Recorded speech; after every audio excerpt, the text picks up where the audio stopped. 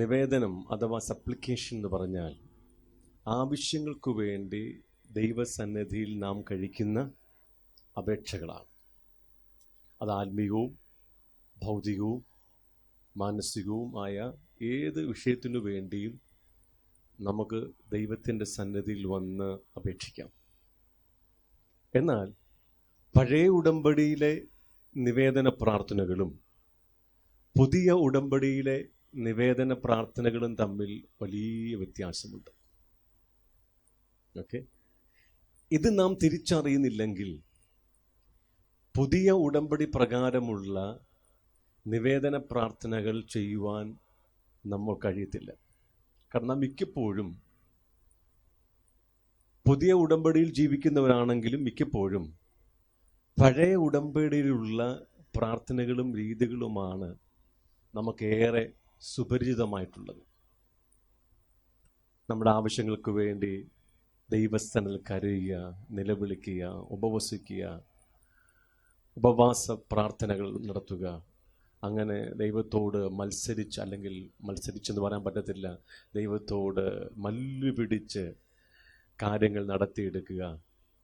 അതിനൊക്കെ പറയുവാൻ നമുക്ക് പഴയ ഉടമ്പടിയിൽ ഒത്തിരി ഉദാഹരണങ്ങളും വാക്യങ്ങളൊക്കെ ഉണ്ട്, അല്ലേ? യാക്കോബ് പറഞ്ഞു, നീ എന്നെ അനുഗ്രഹിച്ചിട്ടല്ലാതെ ഞാൻ നിന്നെ വിടുകയില്ല. ഹന്നായും ഹാഗറുമൊക്കെ ദൈവത്തോട് നിലവിളിച്ചു, അവരുടെ ആവശ്യങ്ങൾ ദൈവം നിറവേറ്റി കൊടുത്തു. അപ്പം അങ്ങനെ പഴയ ഉടമ്പടിയിലുള്ള നിവേദന പ്രാർത്ഥനകളുടെ ഒരു സിസ്റ്റമാണ് ഇന്നും ദൈവസഭയിൽ പുതിയ ഉടമ്പടി മക്കൾ പ്രാർത്ഥിക്കുന്നത്. എന്നാൽ ഇത് രണ്ടും വലിയ വ്യത്യാസമാണ്. നമ്മൾ പഴയ ഉടമ്പടിക്കാരല്ല, നമ്മൾ പുതിയ ഉടമ്പടിയുടെ മക്കളാണ്. പഴയ ഉടമ്പടിയിലെ ആൾക്കാർ പ്രാർത്ഥിച്ചതുപോലെ അല്ല നമ്മൾ ദൈവത്തിൻ്റെ സന്നിധിയിൽ പ്രാർത്ഥിക്കുന്നത്.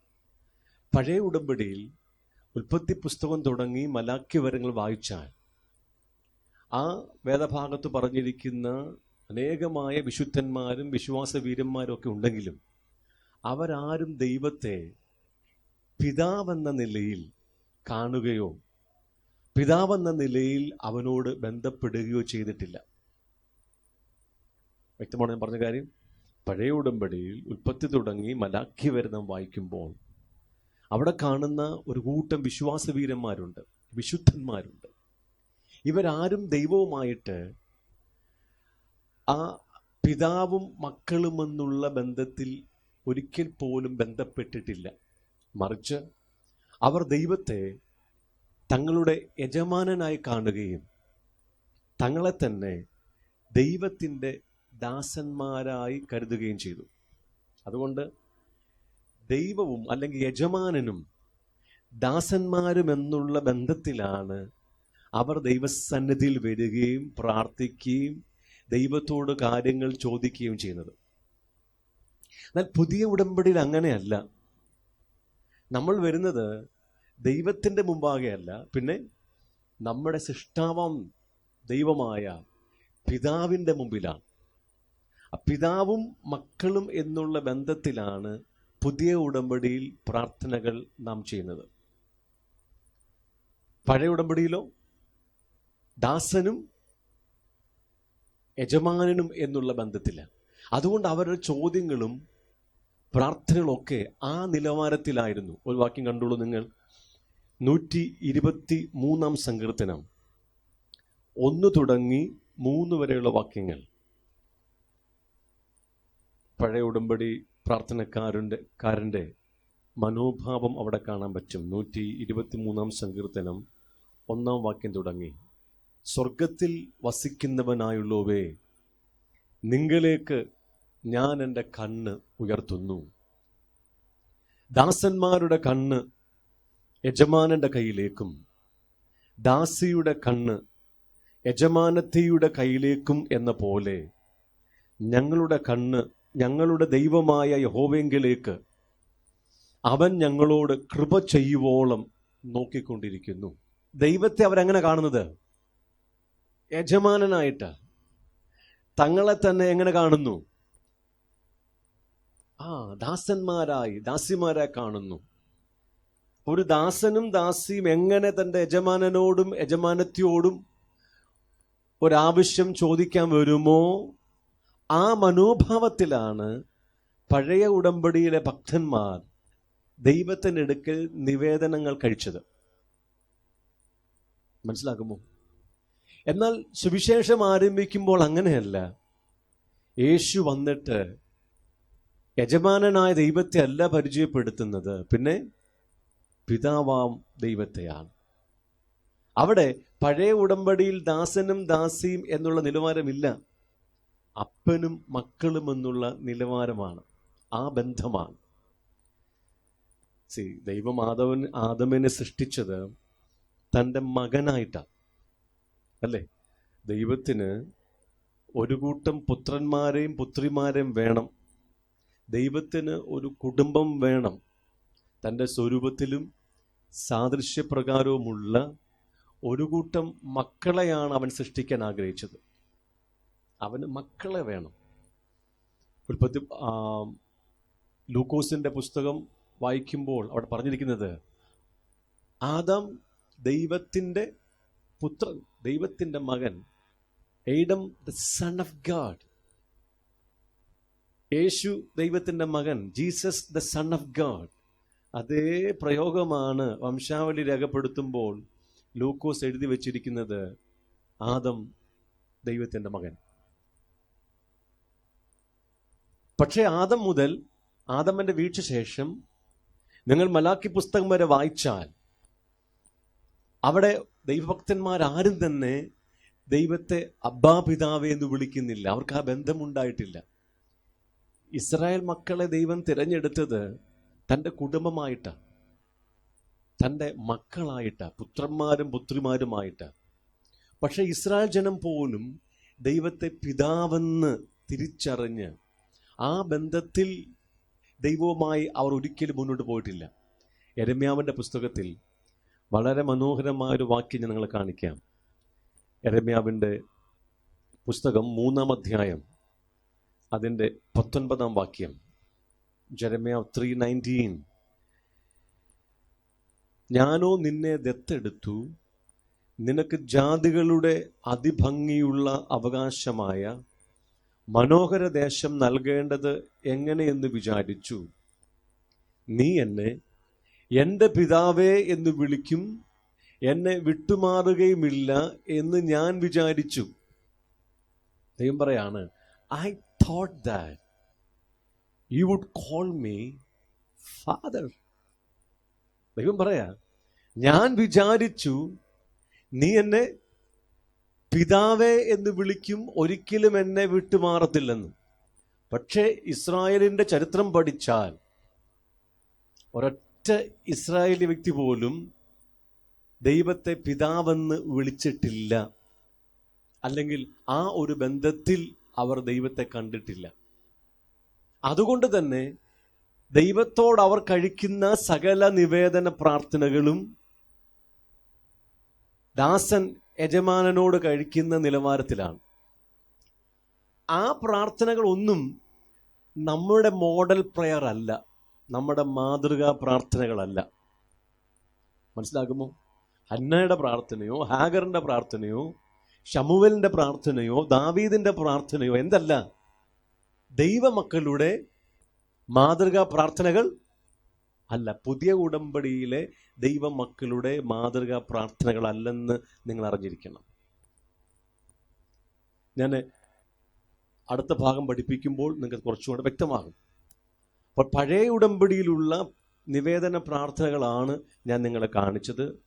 അതിൽ ഒന്നാമത്തെ പോയിന്റ് ഞാൻ പറഞ്ഞത്, പഴയ ഉടമ്പടിയിലെ ഭക്തന്മാരാരും ദൈവത്തെ തങ്ങളുടെ പിതാവെന്ന് കണ്ട് തങ്ങൾ മക്കളെന്ന നിലയിൽ ദൈവത്തിൻ്റെ അടുക്കൽ വന്ന് അവർ അധികാരത്തോടെ നിവേദന പ്രാർത്ഥനകൾ കഴിച്ചിട്ടില്ല. പിന്നെ എങ്ങനായിരുന്നു? ദാസന്മാർ ദാസിമാർ യജമാനനോടും യജമാനത്തിയോടും കഴിക്കുന്ന നിലവാരത്തിലുള്ള നിവേദന പ്രാർത്ഥനകളെ അവർക്കുണ്ടായിരുന്നിട്ടുള്ളൂ. അതൊന്നും പുതിയ ഉടമ്പടി മക്കൾ മാതൃകകളാക്കാനായിട്ട് പാടില്ല. നമുക്കാർക്കും ദൈവത്തിൻ്റെ സന്നിധിയിൽ വന്ന് നമ്മുടെ ആവശ്യങ്ങൾക്ക് വേണ്ടി കരയേണ്ട, നമ്മുടെ ആവശ്യങ്ങൾക്ക് വേണ്ടി യാതൊരു തരത്തിലും കരയേണ്ട ആവശ്യമില്ല. മനസ്സിലാക്കുമോ? കാര്യം എന്താ? അവൻ നമ്മുടെ പിതാവാണ്. മക്കൾക്ക് അവരുടെ ഭൗതിക ആവശ്യങ്ങൾക്ക് വേണ്ടി അപ്പൻ്റെ അടുക്കൽ കരയേണ്ട യാതൊരു ആവശ്യവുമില്ല. പിന്നെ എന്തുകൊണ്ടാണ് ഇപ്പോഴും നമ്മൾ കരച്ചിലും ഭാരവും നിരാശയൊക്കെ ഉള്ളത്? ഉത്തരം ലളിതമാണ്. നമുക്ക് ഇന്നും അവനെ നമ്മുടെ അപ്പനായി തിരിച്ചറിയാൻ കഴിഞ്ഞിട്ടില്ല. ആ പരിജ്ഞാനം നമുക്ക് വന്നിട്ടില്ല. നമ്മൾ പിതാവേ എന്നൊക്കെ പറയുന്നെങ്കിലും, വാഗൊണ്ട് പറയുന്നെങ്കിലും, ഹൃദയത്തിൽ എന്തില്ല? അവൻ നമ്മുടെ പിതാവാണ് എന്നതിൻ്റെ പ്രകാശനമില്ല. ബുദ്ധിപരമായി നമുക്കറിയാം ദൈവം നമ്മുടെ ആരാണ്? പിതാവാണ്, സംശയമൊന്നുമില്ല.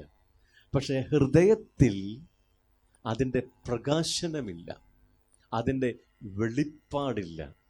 അത്തരം വചനങ്ങളൊന്നും നമ്മുടെ അകത്ത് പ്രകാശിച്ച് ജീവനായിട്ടില്ല.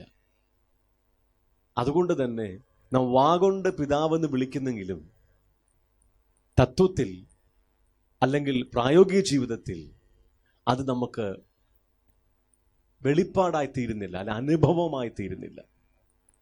ആമേൻ. നമുക്കിതെന്താ വേണ്ടത്? ദൈവം നമ്മുടെ പിതാവാണെന്നുള്ള ഒരു ചെറിയ പ്രകാശനം ലഭിച്ചാൽ ഇന്ന് നാം കഴിക്കുന്ന നമ്മുടെ നിവേദന പ്രാർത്ഥനകളുടെ രീതികളെല്ലാം മാറും. നമ്മുടെ കരച്ചിലും ഭാരവും ഭൗതിക കാര്യത്തെക്കുറിച്ചുള്ള നിരാശയും എല്ലാം എന്ത് ചെയ്യും? ഒരു ക്ഷണം കൊണ്ട് മാറിപ്പോകും. ഞാൻ ആ വിഷയത്തെക്കുറിച്ച് ലേഖനങ്ങളിൽ നിന്നും പിന്നീട് വാക്യം കാണിച്ചുകൊള്ളാം. ഓക്കെ. അപ്പോൾ തന്നെ പഴയ ഉടമ്പടിയിലെ ആൾക്കാർ തങ്ങളുടെ ശത്രുക്കളുടെ സംഹാരത്തിനു വേണ്ടി ദൈവസന്നിധിയിൽ നിവേദനം കഴിക്കാറുണ്ട്. ശത്രുവിനെ നശിപ്പിക്കാനും ശത്രു സംഹാരത്തിനും വേണ്ടി ദൈവത്തിൻ്റെ സന്നിധിയിൽ അവർ നിവേദനം കഴിക്കാറുണ്ട്. അതേ രീതി തന്നെ പുതിയ ഉടമ്പടിയിലും നമ്മുടെ ശത്രുക്കൾ മുടിഞ്ഞു പോകാൻ വേണ്ടി, ശത്രുക്കളുടെ സംഹാരത്തിനു വേണ്ടി പ്രാർത്ഥിക്കുന്നത് സ്വാഭാവികമായി കാണുന്ന കാര്യമാണ്. എന്നാൽ പുതിയ ഉടമ്പടിയിൽ നമുക്കങ്ങനെ ശത്രുക്കളുടെ നാശത്തിനു വേണ്ടി പ്രാർത്ഥിപ്പാൻ എന്തില്ല? അവകാശമില്ല, നമുക്ക് അനുവാദമില്ല. കരുതാ വ്യക്തമായ കൽപ്പന നമുക്ക് ദൈവം തന്നിട്ടുണ്ട്, ശത്രുവിനെ എന്ത് ചെയ്യണം? സ്നേഹിക്കണം എന്നുള്ളതിന്. പഴയ ഉടമ്പടി ഒരു വാക്യം കണ്ടോളൂ നിങ്ങൾ. 137 സങ്കീർത്തനം അതിൻ്റെ 8ഉം 9ഉം വാക്യങ്ങൾ. 137 സങ്കീർത്തനം 8ഉം 9ഉം വാക്യങ്ങൾ.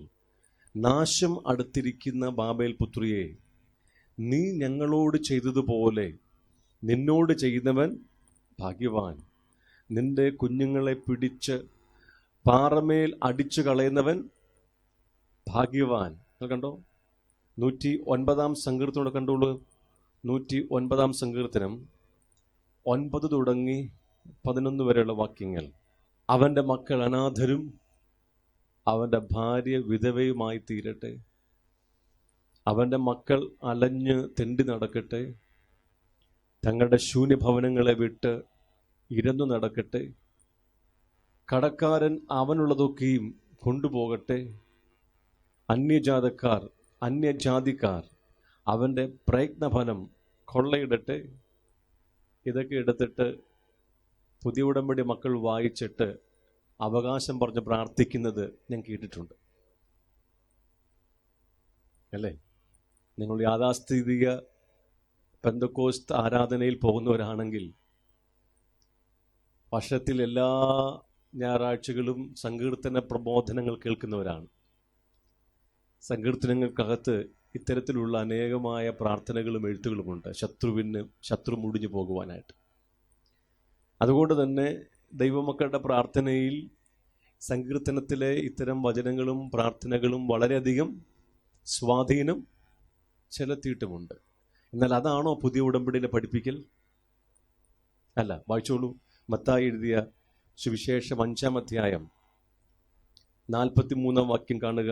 കൂട്ടുകാരനെ സ്നേഹിക്ക എന്നും ശത്രുവിനെ പകയ്ക്ക എന്നും അരുളി ചെയ്തത് നിങ്ങൾ കേട്ടിട്ടുണ്ടല്ലോ.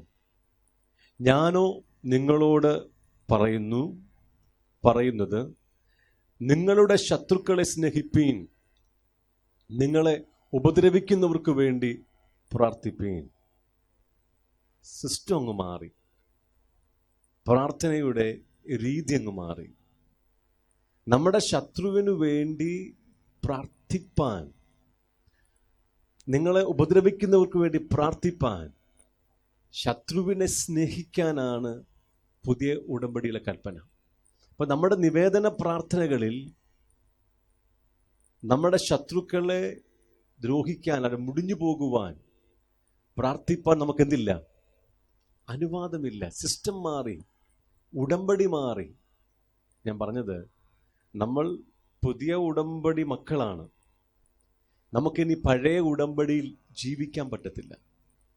പഴയ ഉടമ്പടിയുടെ നിലവാരത്തിൽ നമുക്ക് പ്രാർത്ഥിക്കാനും കഴിയത്തില്ല. എന്തുകൊണ്ടാണ് നമ്മൾ ഇങ്ങനെ പ്രാർത്ഥിക്കേണ്ടത്? സ്വർഗസ്ഥനായ നിങ്ങളുടെ പിതാവിന് പുത്രന്മാരായി തീരേണ്ടതിനാണ്. പഴയ ഉടമ്പടിയിൽ അവർക്ക് ആ ചിന്തയില്ലായിരുന്നു. ദൈവം അവരുടെ പിതാവാണെന്നും തങ്ങൾ ദൈവത്തിൻ്റെ മക്കളാണെന്നുമുള്ള വെളിപ്പാടില്ലായിരുന്നു. ഇവിടെ പറയാ, നാം എന്തുകൊണ്ടാണ് ഇങ്ങനെ പ്രാർത്ഥിക്കേണ്ടത്? സ്വർഗസ്ഥനായ പിതാവിന് പുത്രന്മാരായി തീരേണ്ടതിനാണ്. ദൈവത്തിൻ്റെ സർവസമ്പൂർണതയും ദേഹരൂപത്തിൽ യേശുവിൽ വെളിപ്പെട്ടെന്ന് പുസ്തകം പഠിപ്പിക്കുന്നു. ദൈവത്തെ കാണണമോ? ആരെ നോക്കിയാൽ മതി? യേശുവിനെ നോക്കിയാൽ മതി. ദൈവത്തിൻ്റെ സർവസമ്പൂർണതയും ദേഹരൂപമായി എവിടെ ഉണ്ടായിരുന്നു? യേശുവിനുണ്ടായിരുന്നു. ആ യേശുവിനെ പോലെ തികഞ്ഞ പുത്രന്മാരായി നാം തീരണം. അതാണ് ദൈവത്തിൻ്റെ ആഗ്രഹം. യേശുവിൻ്റെ ജീവിതമാണ് നമ്മുടെ മാതൃക. ദാവീദിന്റെ ജീവിതമല്ല നമ്മുടെ മാതൃക. മനസ്സിലാക്കുമോ? യേശുവാണ് നമ്മുടെ മോഡൽ. യേശുവിൻ്റെ പ്രാർത്ഥനകളാണ് നമ്മുടെ മോഡൽ പ്രയർ. ശത്രുവിനു വേണ്ടി എന്ത് ചെയ്യണം? പ്രാർത്ഥിക്കണം. അതേ പ്രാർത്ഥന ക്രൂശിൽ അതികഠിനമായ പീഡനം അനുഭവിക്കുമ്പോഴും തന്നെ പീഡിപ്പിക്കുന്നവർക്ക് വേണ്ടി യേശു പ്രാർത്ഥിച്ചു. പിതാവേ, ഇവർ ചെയ്യുന്നത് ഇന്നതെന്നറിയായകയാൽ എന്ത് ചെയ്യണം? ഇവരോട് ക്ഷമിക്കണമേ. അപ്പൊ ശത്രുക്കൾക്ക് വേണ്ടി പ്രാർത്ഥിക്കുന്നത് നിവേദന പ്രാർത്ഥനയുടെ ഒരു പ്രാധാന്യമാണ് പുതിയ ഉടമ്പടിയിൽ എന്ന് അറിഞ്ഞിരിക്കണം. 1 പത്രോസിന്റെ ലേഖനത്തിൽ 3-ാം അധ്യായം 8 തുടങ്ങി 8-9 വാക്യങ്ങൾ, എല്ലാവരും ഐക്യമത്യവും സഹതാപവും സഹോദരപ്രീതിയും മനസ്സലിവും വിനയബുദ്ധിയുമുള്ളവരായിരിപ്പീൻ. ദോഷത്തിന് ദോഷവും ശകാരത്തിന് ശകാരവും പകരം ചെയ്യാതെ നിങ്ങൾ അനുഗ്രഹം അനുഭവിക്കേണ്ടതിന് വിളിക്കപ്പെട്ടതുകൊണ്ട് അനുഗ്രഹിക്കുന്നവരുമായിരിപ്പീൻ. ആമേൻ. നാം അനുഗ്രഹം അനുഭവിപ്പാൻ വിളിക്കപ്പെട്ടവരാണ്. ഏതനുഗ്രഹമാണ്? നിത്യതയിലുള്ള ദൈവരാജ്യത്തിൻ്റെ അനുഭവങ്ങളെ, അനുഗ്രഹങ്ങളെ അനുഭവിപ്പാൻ ദൈവം നമ്മെ എന്താണ്? വിളിച്ചിരിക്കുക. ദൈവത്തിൻ്റെ പുത്രന്മാരാകേണ്ടതിന് നമ്മളെ എന്താണ്? വിളിച്ചിരിക്കുക. ദൈവത്തിൻ്റെ ഭവനം, ദൈവത്തിൻ്റെ കുടുംബം, ദൈവത്തിൻ്റെ കുടുംബക്കാർ, ഭവനക്കാർ ആകേണ്ടതിന് നമ്മെ ദൈവം വിളിച്ചിരിക്കുക. അതിലുപരി ദൈവത്തെ തന്നെ പ്രാപിപ്പാൻ, അതായത് ദൈവത്തിൻ്റെ തേജസ് പ്രാപിപ്പാൻ അവൻ നമ്മെ വിളിച്ചിരിക്കുക. അതാണ് നമുക്കുള്ള അനുഗ്രഹം. ഈ അനുഗ്രഹം അനുഭവിപ്പാൻ, ഇത്ര വലിയ നിത്യതയിലുള്ള അനുഗ്രഹങ്ങൾ അനുഭവിപ്പാൻ ദൈവം നമ്മെ വിളിച്ചിരിക്കിയാൽ നാം എന്ത് ചെയ്യണം? മറ്റുള്ളവരെ അനുഗ്രഹിക്കണം. ആരെങ്കിലും നമ്മെ ദ്രോഹിക്കുമ്പോൾ അവർക്കെതിരെ പ്രാർത്ഥിപ്പാൻ നമുക്ക് എന്തില്ല? അനുവാദമില്ല. പഴയ ഉടമ്പടിയിൽ അങ്ങനെ അല്ലായിരുന്നു. പഴയ ഉടമ്പടിയിൽ ശത്രുവിൻ്റെ നാശത്തിനു വേണ്ടി അവർ പ്രാർത്ഥിച്ചിരുന്നു. ആ രീതി എവിടെ ഇല്ല. പുതിയ ഉടമ്പടിയിൽ ഇല്ല. അപ്പൊ നിങ്ങൾ ചോദിക്കും, പാസ്റ്ററെ ഇതൊക്കെ വേദപുസ്തകത്തിൽ എഴുതി വെച്ചിട്ടില്ലയോ? എഴുതി വെച്ചിട്ടുണ്ട്. അത് പഴയ ഉടമ്പടി സിസ്റ്റത്തിനകത്തുള്ള കാര്യങ്ങളാ. നമ്മൾ എങ്ങോട്ട് മാറ്റപ്പെട്ടവരാ? പുതിയ ഉടമ്പടിയിലേക്ക് മാറ്റപ്പെട്ടവരാണ്. ദൈവത്തിൻ്റെ പൂർണ്ണമായ വെളിപ്പാട്, പൂർണ്ണമായ ഉപദേശം നമുക്ക് ലഭ്യമായത് യേശുക്രിസ്തുവിലൂടെയാണ്, പുതിയ ഉടമ്പടിയിലൂടെയാണ്. ഇനി നമ്മുടെ പ്രാർത്ഥനയുടെ രീതി എല്ലാം എവിടെ നിന്നായിരിക്കണം? പുതിയ ഉടമ്പടിയിൽ നിന്നായിരിക്കണം.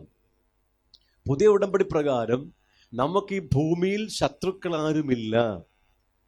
നമുക്ക് ഒരു ശത്രു മാത്രമേ ഉള്ളൂ. ഒന്നല്ല, പല ശത്രുക്കളുണ്ട്. അതിലൊന്ന് പാപമാണ്, 2 ജഡമാണ്, 3 ലോകമോഹങ്ങളാണ്, 4 പിശാചാണ്. ഇതൊക്കെയാണ് നമ്മുടെ ശത്രുക്കൾ. അതുകൊണ്ട് എഫീസ്യ ലേഖനം 6-ാം അധ്യായത്തിൻ്റെ 12-ാം വാക്യത്തിൽ പറഞ്ഞിരിക്കുന്നത്, നമുക്ക് പോരാട്ടമുള്ളത് ജഡരക്തങ്ങളോട് അല്ല. നമുക്ക് ഈ ഭൂമിയിൽ ജഡരക്തങ്ങളോട്, യഥാർത്ഥം മനുഷ്യരോട്, ജഡവും രക്തവും ഉള്ളവനായ മനുഷ്യനോട് നമുക്ക് എന്തില്ല? പോരാട്ടമില്ല. പിന്നെന്താണ്? ജഡരക്തമല്ലാത്ത ആത്മജീവികൾക്കെതിരെയാണ് നമ്മുടെ പോരാട്ടം.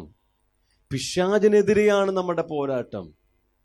നമ്മുടെ പ്രധാനമായ ശത്രുക്കൾ പാപവും ജഡവും ലോകവും. ഈ പാപത്തെയും ജഡത്തെയും ലോകത്തെയും ഉപയോഗിച്ച് നമുക്കെതിരെ പ്രവർത്തിക്കുന്ന പിശാചുമാണ് നമ്മുടെ ശത്രുക്കൾ എന്ന് അറിഞ്ഞിരിക്കണം. റോമാലേഖനത്തിൽ മറ്റു വാക്യം കണ്ടോളൂ. റോമാലേഖനം 12-ാം അധ്യായം 17-ാം വാക്യം തുടങ്ങി 21-ാം വാക്യം വരെ. റോമാലേഖനം 12-ാം അധ്യായം 17-ാം വാക്യം തുടങ്ങി, ആർക്കും തിന്മയ്ക്കു പകരം തിന്മ ചെയ്യാതെ സകല മനുഷ്യരുടെയും മുമ്പിൽ യോഗ്യമായത് മുൻകരുതി കഴിയുമെങ്കിൽ നിങ്ങളാൽ ആവോളം സകല മനുഷ്യരോടും സമാധാനമായിരിപ്പീൻ. പ്രിയമുള്ളവരെ, നിങ്ങൾ തന്നെ പ്രതികാരം ചെയ്യാതെ ദൈവകോപത്തിന് ഇടം കൊടുപ്പീൻ. പ്രതികാരം എനിക്കുള്ളത്, ഞാൻ പകരം ചെയ്യും എന്ന് കർത്താവ് അരുളി ചെയ്യുന്നു. എന്നാൽ നിന്റെ ശത്രുവിന് വിശക്കുന്നുവെങ്കിൽ അവന് തിന്മാൻ കൊടുക്ക, ദാഹിക്കുന്നുവെങ്കിൽ കുടിപ്പാൻ കൊടുക്ക. അങ്ങനെ ചെയ്താൽ നീ അവൻ്റെ തലമേൽ തീക്കനൽ കുന്നിക്കും എന്ന് എഴുതിയിരിക്കുന്നുവല്ലോ. തിന്മയോട് തോൽക്കാതെ നന്മയാൽ തിന്മയെ ജയിക്കുക. നോക്കിയേ, ഈ ഭാഗമെല്ലാം എന്താ പറയുന്നത്? പഴയ ഉടമ്പടിയിലുള്ള ഒരു പ്രാർത്ഥന രീതിയല്ല പുതിയ ഉടമ്പടിയിലുള്ളത്. പഴയ ഉടമ്പടിയിൽ ശത്രുവിനെ തകർക്കുവാൻ, അവൻ മുടിഞ്ഞു പോകുവാനൊക്കെ ഉള്ള എന്തുണ്ട്? പ്രാർത്ഥനകൾ ഉണ്ടെങ്കിൽ ആ സിസ്റ്റമല്ല, ആ രീതിയല്ല, ആ മനോഭാവമല്ല ഒരു പുതിയ ഉടമ്പടിയിൽ ഉള്ള ഭക്തന്റെ പ്രാർത്ഥനയും മനോഭാവവും. ഇത് വ്യക്തമാകുന്നുണ്ടോ? അതുകൊണ്ട് നമ്മുടെയൊക്കെ സഭകളിൽ എല്ലാ ദിവസവും ഈ സങ്കീർത്തനമൊക്കെ വായിച്ച് നമ്മുടെ അകത്ത് വരുന്ന ഇത്തരത്തിലുള്ള ചിന്തകൾ നാം എന്ത് ചെയ്യണം? നീക്കം ചെയ്യണം. നിങ്ങൾ അനുഗ്രഹം അനുഭവിപ്പാൻ വിളിക്കപ്പെട്ടവരായതുകൊണ്ട് എന്ത് ചെയ്യണം? മറ്റുള്ളവരെ അനുഗ്രഹിക്കുന്നവരുമായിരിക്കണം. നമ്മുടെ ഹൃദയത്തിലുള്ള കയ്പും വിദ്വേഷമൊക്കെ എന്ത് ചെയ്യണം? നീക്കം ചെയ്യണം. എങ്കിൽ മാത്രമേ സ്വർഗത്തിലുള്ള പിതാവിൻ്റെ പുത്രന്മാരായി നാം തീരുകയുള്ളൂ. ഇനി പഴയ ഉടമ്പടിയിൽ നിവേദന പ്രാർത്ഥനയുടെ മറ്റൊരു രീതി പറഞ്ഞാൽ, അവർക്കൊരു പ്രശ്നമുള്ളപ്പോൾ, ഒരു വിഷയമുള്ളപ്പോൾ അവർ ദൈവസന്നിധിയിൽ വന്ന് രട്ടുടുത്ത്, ഇന്ന് പുതിയ ഉടമ്പടിയിൽ നമ്മളാരും ചാക്കുടുക്കുകയും ചാരത്തിലിരിക്കുകയും ചെയ്യുന്നില്ലെങ്കിലും ആവശ്യങ്ങൾ നടത്തിയെടുക്കാൻ വേണ്ടി എന്തുണ്ട്? ഉപവാസങ്ങളൊക്കെ നടത്താറുണ്ട്. അത് പുതിയ ഉടമ്പടി പ്രകാരമുള്ളതല്ല. പുതിയ ഉടമ്പടിയിലും പഴയ ഉടമ്പടിയിലും ഉപവാസമുണ്ട്. ഇന്നും എന്തുണ്ട്? ഉപവാസമുണ്ട്. നാം ഉപവസിക്കേണ്ടവരാണ്. എപ്പോഴാണ് ഉപവസിക്കേണ്ടത്? പരിശുദ്ധാത്മാവ് നിങ്ങളുടെ അകത്ത് നിങ്ങൾക്ക് ഒരു പ്രേരണ തരുമ്പോൾ, ഉപവസിക്കാൻ വേണ്ടിയുള്ള പ്രേരണ തരുമ്പോൾ നാം എന്ത് ചെയ്യണം? ദൈവസന്നിധിയിൽ ഉപവസിച്ച് പ്രാർത്ഥിക്കേണ്ട ആവശ്യമുണ്ട്. എന്നാൽ ഭൗതിക കാര്യങ്ങൾ പ്രാപിക്കാൻ വേണ്ടി ഇനി എന്തിൻ്റെ ആവശ്യമില്ല? ഉപവാസത്തിൻ്റെ ആവശ്യമില്ല. 3 ദിവസവും 5 ദിവസവും 7 ആരും ദൈവത്തിൻ്റെ സന്നിധിയിൽ ഇരുന്ന് ഉപവസിക്കേണ്ട ആവശ്യമില്ല. കാര്യം എന്താ? നമ്മുടെ ജീവനും ഭക്തിക്കും വേണ്ടിയതൊക്കെയും ദൈവം യേശുക്രിസ്തുവിൽ അവൻ്റെ ആത്മാവിൻ്റെ ശക്തിയാൽ ദാനമായി തന്നിരിക്കുക. മനസ്സിലാകുമോ? ഇനി എന്തെങ്കിലും ഒരു ഭൗതിക നന്മ പ്രാപിക്കാൻ വേണ്ടി പഴയ ഉടമ്പടി ഭക്തന്മാർ കരയുകയും നിലവിളിക്കുകയും ചെയ്തതുപോലെ നാം നിലവിളിക്കേണ്ട ആവശ്യമില്ല, ഉപവസിക്കേണ്ട ആവശ്യമില്ലെന്ന് നിങ്ങൾ അറിഞ്ഞിരിക്കണം. സിസ്റ്റം മാറി. ഇപ്പോൾ എനിക്കറിയാം അവൻ എൻ്റെ പിതാവാണ്, അതുകൊണ്ട് ഉപവസിച്ചിട്ടല്ല ഞാൻ പിതാവിൻ്റെ കയ്യിൽ നിന്നും എന്തെങ്കിലും പ്രാപിക്കുന്നത്. നമുക്ക് അങ്ങനെ സിസ്റ്റമാവുള്ളൂ. പ്രത്യേകിച്ച് മലയാളികളുടെ മനസ്സിൽ ഇത് വളരെ ശക്തമായിട്ടുണ്ട്. ഉപവസിച്ച് ദൈവത്തിൻ്റെ കയ്യിൽ നിന്ന് എന്തെങ്കിലും പ്രാപിക്കാമെന്ന്. അത് വചനവിരുദ്ധമാണെന്ന് നിങ്ങൾ അറിഞ്ഞിരിക്കണം. പിന്നെ എന്തുകൊണ്ടാണ് ഉപവസിക്കുകയും കരയുകയും ചെയ്യുന്നത്? നമുക്ക് നമ്മുടെ അപ്പനെ അറിയാത്തത് കൊണ്ട്. എൻ്റെ കുഞ്ഞുങ്ങൾ ആരെങ്കിലും ഒരാൾ അവർക്കൊരു കാര്യം സാധിപ്പിച്ച് കിട്ടാൻ വേണ്ടി എൻ്റെ വീട്ടിൽ സത്യാഗ്രഹം ഇരുന്നാൽ എങ്ങനെ ഇരിക്കും? നിങ്ങളുടെ മക്കൾ നിങ്ങളുടെ വീട്ടിൽ ഒരാവശ്യം കിട്ടാൻ വേണ്ടി ഭക്ഷണം കഴിക്കാതിരുന്ന് കരഞ്ഞാൽ നിങ്ങൾക്ക് എന്ത് തോന്നും? നിങ്ങൾ സമ്മതിക്കുമോ? അത് ആരും പറയുന്നില്ല. ഇല്ല. സ്വർഗത്തിലെ ദൈവത്തെ നമ്മുടെ പിതാവായി നമുക്ക് ഇന്ന് വരെ തിരിച്ചറിയാൻ കഴിയാത്തത് കൊണ്ടാണ് പഴയ ഉടമ്പടിയിലുള്ള സിസ്റ്റങ്ങൾ നാം ഇന്നും കൊണ്ട് നടക്കുന്നത്. ഞാൻ വീണ്ടും പറയട്ടെ, ഉപവാസം ആവശ്യമാണ്. അതെപ്പോഴാ? പരിശുദ്ധാത്മാവ് നിങ്ങളുടെ അകത്ത് ഉപവസിക്കാൻ വേണ്ടി പ്രേരണ തരുമ്പോൾ എന്ത് ചെയ്യണം? നിങ്ങൾ ഉപവസിക്കണം. അത്യന്താപേക്ഷിതമായ കാര്യമാണ്. പക്ഷേ നിങ്ങളുടെ ഭൗതിക കാര്യങ്ങൾ നേടിയെടുക്കാൻ വേണ്ടി ഉപവാസത്തിൻ്റെ ആവശ്യമില്ല. നിങ്ങൾ കേൾക്കാറുണ്ട് 7 വെള്ളിയാഴ്ച ഉപവസിക്കുക, അല്ലേ? 14 വെള്ളിയാഴ്ച ഉപവസിക്കുക. ഇതൊക്കെ ബാലിശ്യമായ കാര്യങ്ങളാണ്. അപ്പനെ അറിയാത്തതുകൊണ്ടുള്ള കുഴപ്പങ്ങളാണ്. ഇതൊക്കെ പഴയ ഉടമ്പടിയുടെ സിസ്റ്റങ്ങളാണ്. നിങ്ങൾ പുതിയ ഉടമ്പടിക്കാരും പുതിയ ഉടമ്പടി മക്കളുമാണ്. ദൈവം നിങ്ങളുടെ പിതാവും നിങ്ങൾ ദൈവത്തിൻ്റെ പുത്രന്മാരും പുത്രിമാരുമായതുകൊണ്ട് ഇനി പഴയ ഉടമ്പടിയിലുള്ള ഈ കണ്ണുനീരും ഉപവാസവും നിങ്ങളുടെ ഭൗതിക നന്മകൾ പ്രാപിക്കാൻ വേണ്ടി ആവശ്യമില്ല. ഞാനിപ്പോൾ പഠിപ്പിക്കുന്നത് നിവേദന പ്രാർത്ഥനകളാണ്, പക്ഷവാത പ്രാർത്ഥനയല്ല. പക്ഷവാത പ്രാർത്ഥനയിൽ നിശ്ചയമായി എന്തൊക്കെയുണ്ട്? കണ്ണുനീരും ഉപവാസവും ഒക്കെ ഉണ്ടെന്ന് ഓർത്തോണം. മറ്റൊരു വ്യക്തിക്ക് വേണ്ടി നിങ്ങൾ ഇടിവി നിൽക്കുന്ന പ്രാർത്ഥന എന്തൊക്കെയുണ്ട്? ആത്മഭാരമുണ്ട്, കണ്ണുനീരുണ്ട്, നിലവിളിയുണ്ട്, അനുതാപമുണ്ടാകാം, അല്ലേ? ഉപവാസമുണ്ടാകാം. നിരന്തരമായി നമ്മൾ ദൈവത്തോട് അതിനു വേണ്ടി മല്ലു പിടിക്കുന്നുണ്ടാകാം. അത് മറ്റൊരു കാര്യം. അതിന്നുമുണ്ട്. പുതിയ ഉടമ്പടിയിൽ ആ പ്രാർത്ഥനകൾ ഉണ്ട്. പക്ഷെ ഞാൻ പറഞ്ഞു വരുന്നത് ഭൗതികമായ ഏതെങ്കിലും ആവശ്യങ്ങൾക്ക് വേണ്ടി ഇനി ദൈവത്തോട് കരയേണ്ട ആവശ്യം ഇല്ല. പഴയ ഉടമ്പടിയിൽ അത്തരത്തിലുള്ള ധാരാളം പ്രാർത്ഥന കാണാൻ പറ്റും. 56-ാം സങ്കീർത്തനത്തിൽ 8-ാം വാക്യം നിങ്ങൾ നോക്കുക. നീ എൻ്റെ ഉഴൽച്ചകളെ എണ്ണുന്നു, എൻ്റെ കണ്ണുനീർ നിന്റെ തുരുത്തിയിൽ ആക്കി വെക്കണമേ, അത് നിന്റെ പുസ്തകത്തിലില്ലയോ? നല്ല വാക്യമല്ലേ? കർത്താവേ, നീ എൻ്റെ കണ്ണുനീർ നിന്റെ തുരുത്തിയിൽ, നിന്റെ കുപ്പിയിൽ, നിന്റെ പാത്രത്തിലാക്കി വെക്കണമേ. ഈ വചനമൊക്കെ എടുത്തിട്ട് നമ്മളെ ഹൃദയം പൊട്ടിയ കരയുന്നത് കഷ്ടം. നിങ്ങളുടെ ഭൗതിക ആവശ്യങ്ങൾക്ക് വേണ്ടി ഇനി കരയേണ്ടതില്ല. കാര്യം എന്താ?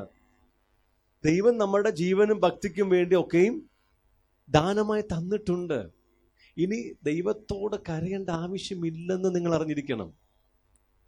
ഈ പ്രാർത്ഥന ഈ അവസ്ഥ ദാവീദിന് മാത്രമുള്ളതാ, എനിക്കുള്ളതല്ല. ഞാൻ ആരായി തീർന്നു? ദൈവത്തിൻ്റെ മകനായി തീർന്നത് കൊണ്ട് ഞാൻ ചോദിക്കും മുമ്പേ എൻ്റെ ആവശ്യങ്ങളൊക്കെ ആരറിയുന്നു? സ്വർഗത്തിലെ ദൈവം അറിയുന്നു. ഞാനൊരു കാര്യം ചോദിക്കാൻ വരും മുമ്പ് തന്നെ എൻ്റെ ആവശ്യങ്ങൾ ഇന്നതെന്ന് ആരറിയുന്നു? സ്വർഗത്തിലെ പിതാവ് അറിയുന്നു. പിന്നെ എന്തുകൊണ്ട് നമുക്ക് കണ്ണുനീരും നിലവിളിയൊക്കെ ഉള്ളത്? നമുക്കിന്നും ശരിയായ രീതിയിൽ നമ്മുടെ പിതാവിനെ ബോധ്യപ്പെട്ടിട്ടില്ല, അല്ലെങ്കിൽ പിതാവിനെ അറിഞ്ഞിട്ടില്ല. അതുകൊണ്ടാണ്. മറ്റൊന്ന്, നമ്മുടെ അകത്ത് ഇന്നും സൗഖ്യമാകാത്ത ഒത്തിരി മുറിവുകളും വേദനകളൊക്കെ കിടപ്പുണ്ട്.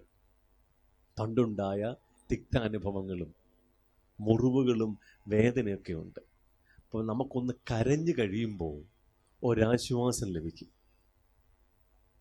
അതങ്ങ് ശീലമാക്കി മാറ്റപ്പെട്ടു. ദൈവസന്നിധിയിൽ കരയുന്നത് തെറ്റൊന്നുമല്ല. കരച്ചിൽ എന്തല്ല, പാപമൊന്നും അല്ല. ഞാൻ പറഞ്ഞു വന്നത്, നമ്മുടെ ഭൗതികമായ കാര്യങ്ങൾക്ക് വേണ്ടി ദൈവം മുമ്പാ കരയേണ്ട ആവശ്യമൊന്നും ഇല്ലെന്ന്. അപ്പോൾ തന്നെ മറ്റൊരു വ്യക്തിക്ക് വേണ്ടി പ്രാർത്ഥിക്കുമ്പോൾ എന്ത് വന്നെന്നിരിക്കും? ഭാരവും കണ്ണുനീരും ഒക്കെ വരും. ഒരു വ്യക്തിയുടെ മാനസാന്തരത്തിന് വേണ്ടി പ്രാർത്ഥിക്കുമ്പോൾ, ഒരു ദേശത്തിന് വേണ്ടി പ്രാർത്ഥിക്കുമ്പോൾ അവിടെ എന്തുണ്ടാകും? കണ്ണുനീരും നിലവിളിയും ഒക്കെ ഉണ്ടാകും. പക്ഷെ ഭൗതികമായ കാര്യങ്ങൾക്ക് വേണ്ടി എന്തില്ല? കണ്ണുനീരും നിലവിളിയും ഇല്ല. പലരും പ്രസംഗിക്കും, സഹോദരി നീ ഹന്നയെ പോലെ അങ്ങ് കര. അത് ഹന്നയ്ക്ക് വേണ്ടി മാത്രമുള്ളതാ ആ അനുഭവം. എനിക്ക് ആ അനുഭവത്തിന് ആവശ്യമുണ്ടോ? സഹോദര, എനിക്ക് 5 മക്കളുണ്ട്, ഞാൻ ഇനി കരയേണ്ട ആവശ്യമുണ്ടോ? പഴയ ഉടമ്പടിയിലെ കഥകളും വ്യക്തികളുടെ ജീവിത സാഹചര്യങ്ങളും എടുത്ത് പുതിയ ഉടമ്പടിയിൽ ഉപദേശമാക്കുവാൻ നമുക്ക് അനുവാദമില്ല. പുതിയ ഉടമ്പടിയിൽ നമുക്ക് വളരെ വ്യക്തമുള്ള, വളരെ കൃത്യമായിരിക്കുന്ന വചനങ്ങളുണ്ട്. യേശു കർത്താവും അപ്പോസ്തലന്മാരെ പഠിപ്പിച്ചിട്ടുണ്ട്. അതാണ് നിവേദന പ്രാർത്ഥനയ്ക്കുള്ള നമ്മുടെ അടിസ്ഥാനം. ഇനി ഞാൻ പുതിയ ഉടമ്പടിയിൽ വരുമ്പോൾ പ്രത്യേകിച്ച് സുവിശേഷങ്ങളിൽ പറഞ്ഞിരിക്കുന്ന നിവേദന പ്രാർത്ഥനയുടെ നിലവാരം കാണിക്കാം. ഇതാണ് സുവിശേഷങ്ങളിൽ പറഞ്ഞിരിക്കുന്ന നിവേദന പ്രാർത്ഥനയുടെ നിലവാരങ്ങൾ കാണിക്കാം. മത്തായി എഴുതിയ സുവിശേഷം കണ്ടാട്ടെ. മത്തായി എഴുതിയ സുവിശേഷം 6-ാം അധ്യായത്തിൽ 5-ാം വാക്യം തുടങ്ങി, നിങ്ങൾ പ്രാർത്ഥിക്കുമ്പോൾ കപടഭക്തിക്കാരെ പോലെ ആകരുത്. ഇവിടുത്തെ പ്രാർത്ഥന എന്താണ്? നിവേദന പ്രാർത്ഥനയാണ്. നമ്മുടെ ആവശ്യങ്ങൾക്ക് വേണ്ടിയുള്ള ദൈവത്തോട് കഴിക്കുന്ന അപേക്ഷകളാണ്. അതെങ്ങനെ ആകരുത്? കപടഭക്തിക്കാരെ പോലെ ആകരുത്. അവർ മനുഷ്യർക്ക് വിളങ്ങേണ്ടതിന് പള്ളികളിലും തെരുക്കോണുകളിലും നിന്നുകൊണ്ട് പ്രാർത്ഥിപ്പാൻ ഇഷ്ടപ്പെടുന്നു. അവർക്ക് പ്രതിഫലം കിട്ടിപ്പോയി എന്ന് ഞാൻ സത്യമായിട്ട് നിങ്ങളോട് പറയുന്നു. ഇതിൻ്റെ ഒരു പശ്ചാത്തലമുണ്ട്. യഹൂദന്മാർ അവർക്ക് പ്രാർത്ഥിക്കുവാനുള്ള പ്രത്യേകം സമയങ്ങളെ അവർ വേർതിരിച്ചിട്ടുണ്ട്. ഓക്കെ, ഉദാഹരണം, രാവിലെ കൃത്യം 10 മണിയാകുമ്പോൾ അവൻ പ്രാർത്ഥിക്കണം. ഇന്നുണ്ടല്ലോ ഇസ്ലാം മതവിശ്വാസികൾക്ക്, അവർക്ക് 5 നേരം എന്തുണ്ട്? പ്രാർത്ഥനയുണ്ട്. ആ സമയത്ത് അവൻ ലോകത്തിൽ എവിടെയാണെങ്കിലും അവിടെ എന്ത് ചെയ്യും? അവൻ പ്രാർത്ഥിക്കാൻ തുടങ്ങും.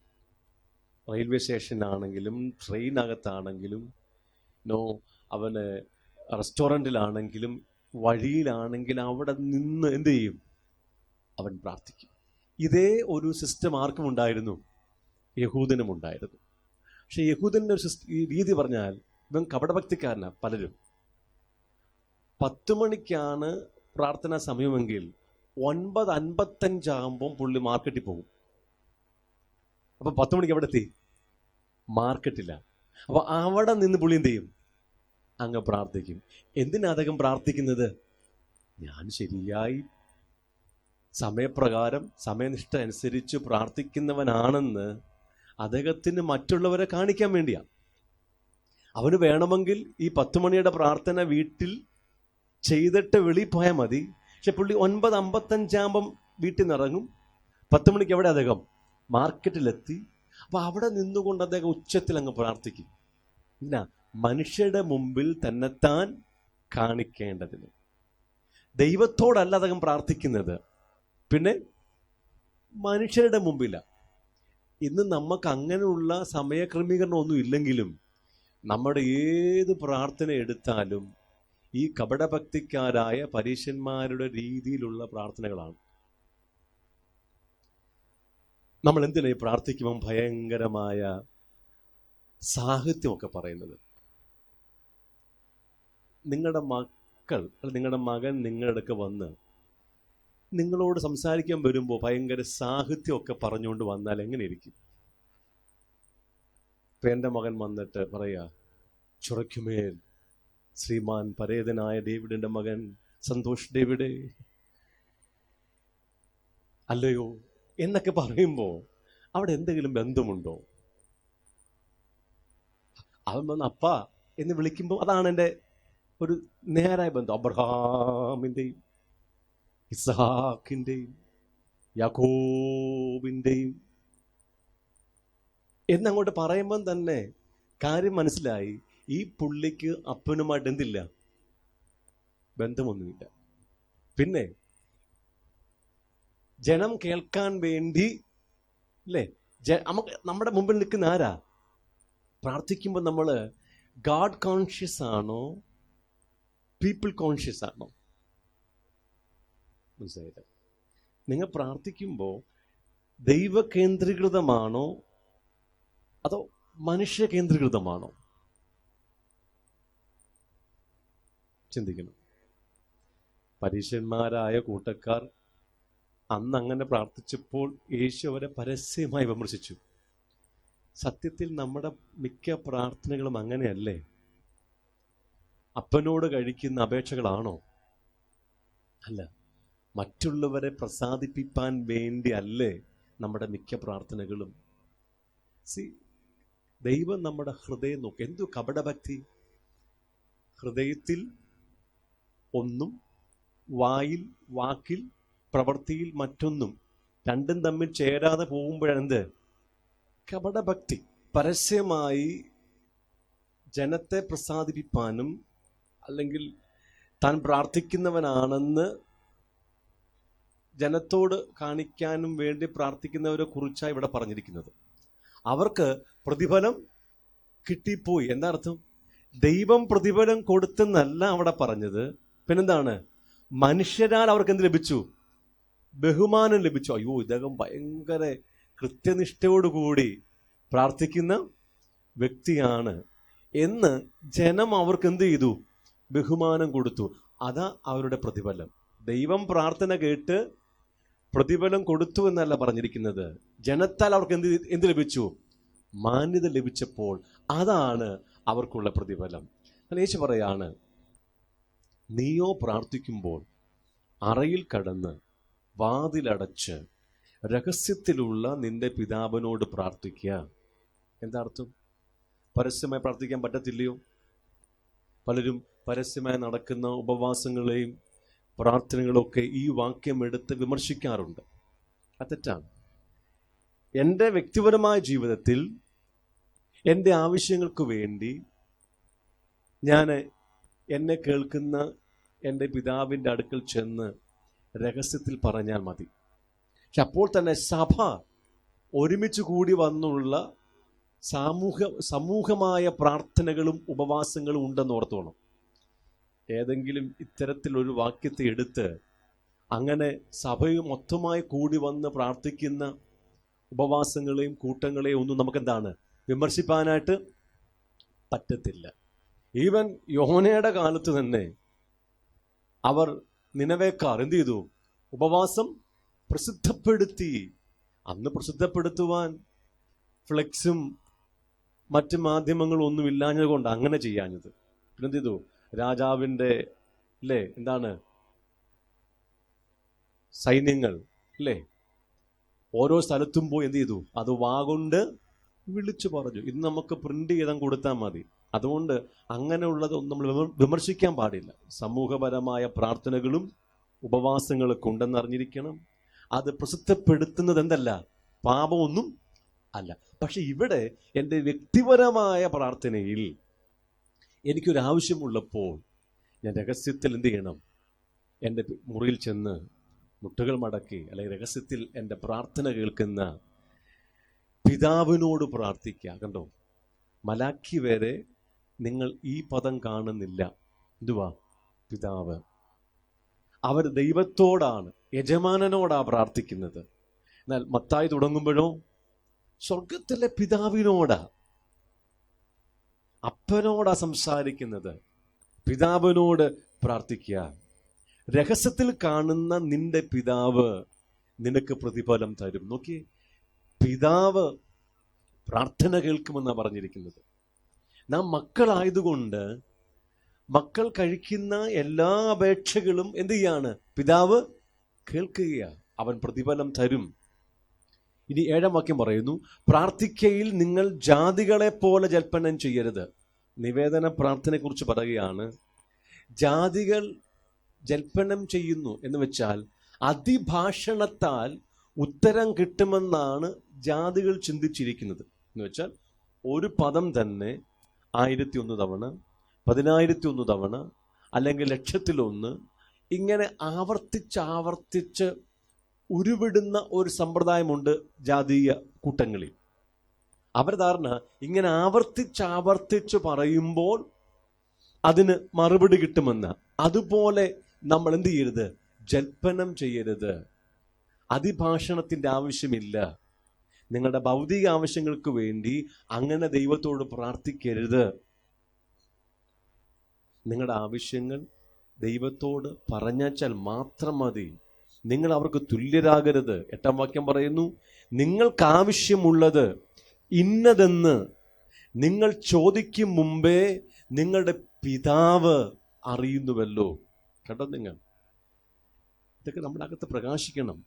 നമ്മുടെ ആവശ്യങ്ങൾ നമ്മൾ ദൈവത്തോട് ചോദിക്കും മുമ്പ് തന്നെ എന്താണെന്ന് ആരറിയുന്നു? പിതാവ് അറിയുന്നു. അവൻ നമ്മുടെ പിതാവാണ്. അവൻ നമുക്ക് വേണ്ടി കരുതുന്ന ദൈവമാണ്. നമ്മളെ ശ്രദ്ധിക്കുന്നവനാണ്. നമ്മുടെ സകല ആവശ്യങ്ങളും നമ്മൾ ചിന്തിക്കും മുമ്പേ അല്ലെങ്കിൽ ചോദിക്കും മുമ്പേ ദൈവം എന്ത് ചെയ്യുന്നു? അറിയുന്നു. അതെത്രയോ ഭയങ്കര ആ അറിവ് തന്നെ എത്ര വലിയ വിടുതലാണ്.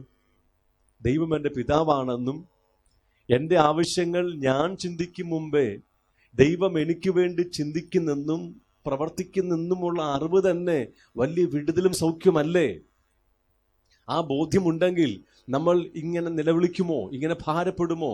ഭൗതിക വിഷയത്തെക്കുറിച്ച് നിങ്ങൾ ഭാരപ്പെടേണ്ട ആവശ്യമില്ലെന്നാണ് ഈ വാക്യം പഠിപ്പിക്കുന്നത്. 9-ാം വാക്യം, നിങ്ങൾ ഇവണ്ണം പ്രാർത്ഥിപ്പീൻ, സ്വർഗസ്ഥനായ ഞങ്ങളുടെ പിതാവേ എന്ന് തുടങ്ങി പ്രാർത്ഥിപ്പാനുള്ള അല്ലെ പ്രാർത്ഥനയുടെ ഒരു മോഡൽ പ്രയർ യേശു നമ്മെ പഠിപ്പിക്കുക. ഞാൻ ഈ ഭാഗമൊന്നും നിങ്ങൾ പഠിപ്പിക്കാൻ വേണ്ടി പോകുകയല്ല.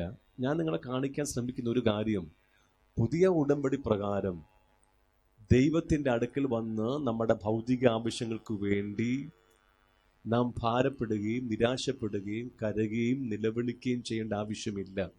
കാര്യം എന്താ? അവൻ നമ്മുടെ പിതാവാണ്. ആ അറിവ് മാത്രം മതി നിങ്ങൾ സൗഖ്യമാകാൻ. എൻ്റെ മക്കൾ വന്ന് അവരുടെ ഏതെങ്കിലും ആവശ്യങ്ങൾക്ക് വേണ്ടി എന്നോട് കരഞ്ഞാൽ എനിക്ക് ഒരിക്കലും ഇഷ്ടമുണ്ടാകത്തില്ല. എന്താ കാരണം? ഞാൻ ജീവിക്കുന്നത് തന്നെ ഒരു പിതാവെന്ന നിലയിൽ ഞാൻ ജീവിക്കുന്നത് തന്നെ ആർക്ക് വേണ്ടിയാ? എൻ്റെ മക്കൾക്ക് വേണ്ടിയാ. ഞാൻ അധ്വാനിക്കുന്ന ആർക്ക് വേണ്ടിയാ? എൻ്റെ മക്കൾക്ക് വേണ്ടിയാ. അവർക്ക് ഏറ്റവും നല്ല ആഹാരം കൊടുക്കാൻ എനിക്ക് അതീവമായ ശ്രദ്ധയുണ്ട്. അവർക്ക് നല്ല വസ്ത്രങ്ങൾ വാങ്ങിച്ചു കൊടുക്കുവാൻ എനിക്ക് വളരെ ശ്രദ്ധയുണ്ട്. അവരുടെ സ്കൂൾ ഫീസ് കൊടുക്കുവാൻ, അവരുടെ യൂണിഫോം വാങ്ങിച്ചു കൊടുക്കുവാൻ എന്ന് വേണ്ട, അവർക്ക് എന്തൊക്കെ ആവശ്യമുണ്ടോ അതെല്ലാം നിവർത്തിപ്പാനുള്ള ഭാരവും ബാധ്യതയും എൻ്റെ അകത്താണുള്ളത്, എൻ്റെ മക്കൾക്കല്ല. അവരിതൊന്നും അറിയുന്നത് പോലുമില്ല. അവരൊന്നും ഭാരപ്പെടേണ്ട ആവശ്യം പോലുമില്ല. ഈ ഭൂമിയിലെ ഒരു പിതാവായ ഞാൻ എൻ്റെ മക്കൾക്ക് വേണ്ടി ഇങ്ങനെ ശ്രദ്ധിക്കുന്നെങ്കിൽ സ്വർഗത്തിലെ പിതാവ് തന്നോട് ചോദിക്കുന്നവർക്ക് ഈ നന്മകൾ എത്ര അധികം കൊടുക്കുമെന്ന് പുസ്തകം പറഞ്ഞിരിക്കുന്നത്. ഹല്ലേലൂയ. നമുക്കിന്ന് വേണ്ടത് ഈ പിതാവാം ദൈവത്തെക്കുറിച്ചുള്ള ഒരു പ്രകാശനമാണ്. ബുദ്ധിപരമായ അറിവല്ല, പിന്നെന്താണ്? അതങ്ങ് പ്രകാശിക്കണം. നമ്മുടെ അകത്ത് അതങ്ങ് വെളിപ്പാടായിത്തീരണം. ഇനി നോക്കിയേ, ഈ മോഡൽ പ്രാർത്ഥനയ്ക്കകത്ത് ആദ്യം നാം പ്രാർത്ഥിക്കുന്നത് നമുക്ക് വേണ്ടിയല്ല, പിന്നെ ആർക്ക് വേണ്ടിയാ?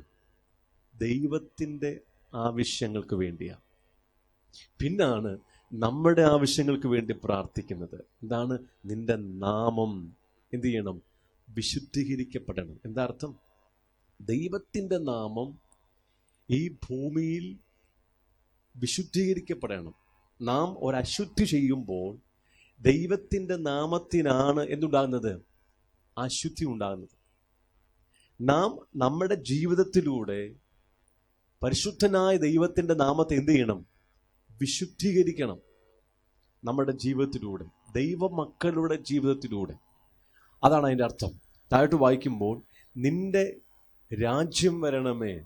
എന്താണ്? സ്വർഗരാജ്യം അഥവാ ദൈവരാജ്യം അഥവാ ദൈവത്തിൻ്റെ ഭരണം എവിടെ വരണം? ഭൂമിയിൽ വരണം. സ്വർഗത്തിൽ ദൈവം ഭരിക്കുന്നു. സ്വർഗം അവൻ്റെ രാജ്യമാണ്, അവൻ്റെ ഭരണത്തിൻ കീഴിലാണ്. അതുപോലെ ഭൂമിയും ദൈവത്തിൻ്റെ സമ്പൂർണമായ ഭരണത്തിനകത്ത് വരണം. ദൈവരാജ്യം, ദൈവം ഭൂമിയെ ഭരിക്കണം. മറ്റൊന്ന്, നിന്റെ ഇഷ്ടം സ്വർഗത്തിലെ പോലെ ഭൂമിയിലും ആകണമേ. എന്ന് വെച്ചാൽ ദൈവത്തിൻ്റെ ഇഷ്ടം സ്വർഗത്തിൽ സമ്പൂർണമായി നിറവേറ്റപ്പെടുന്നു. അവൻ്റെ ഹിതത്തിന് അവിടെ എതിരായി ആരും തന്നെയില്ല.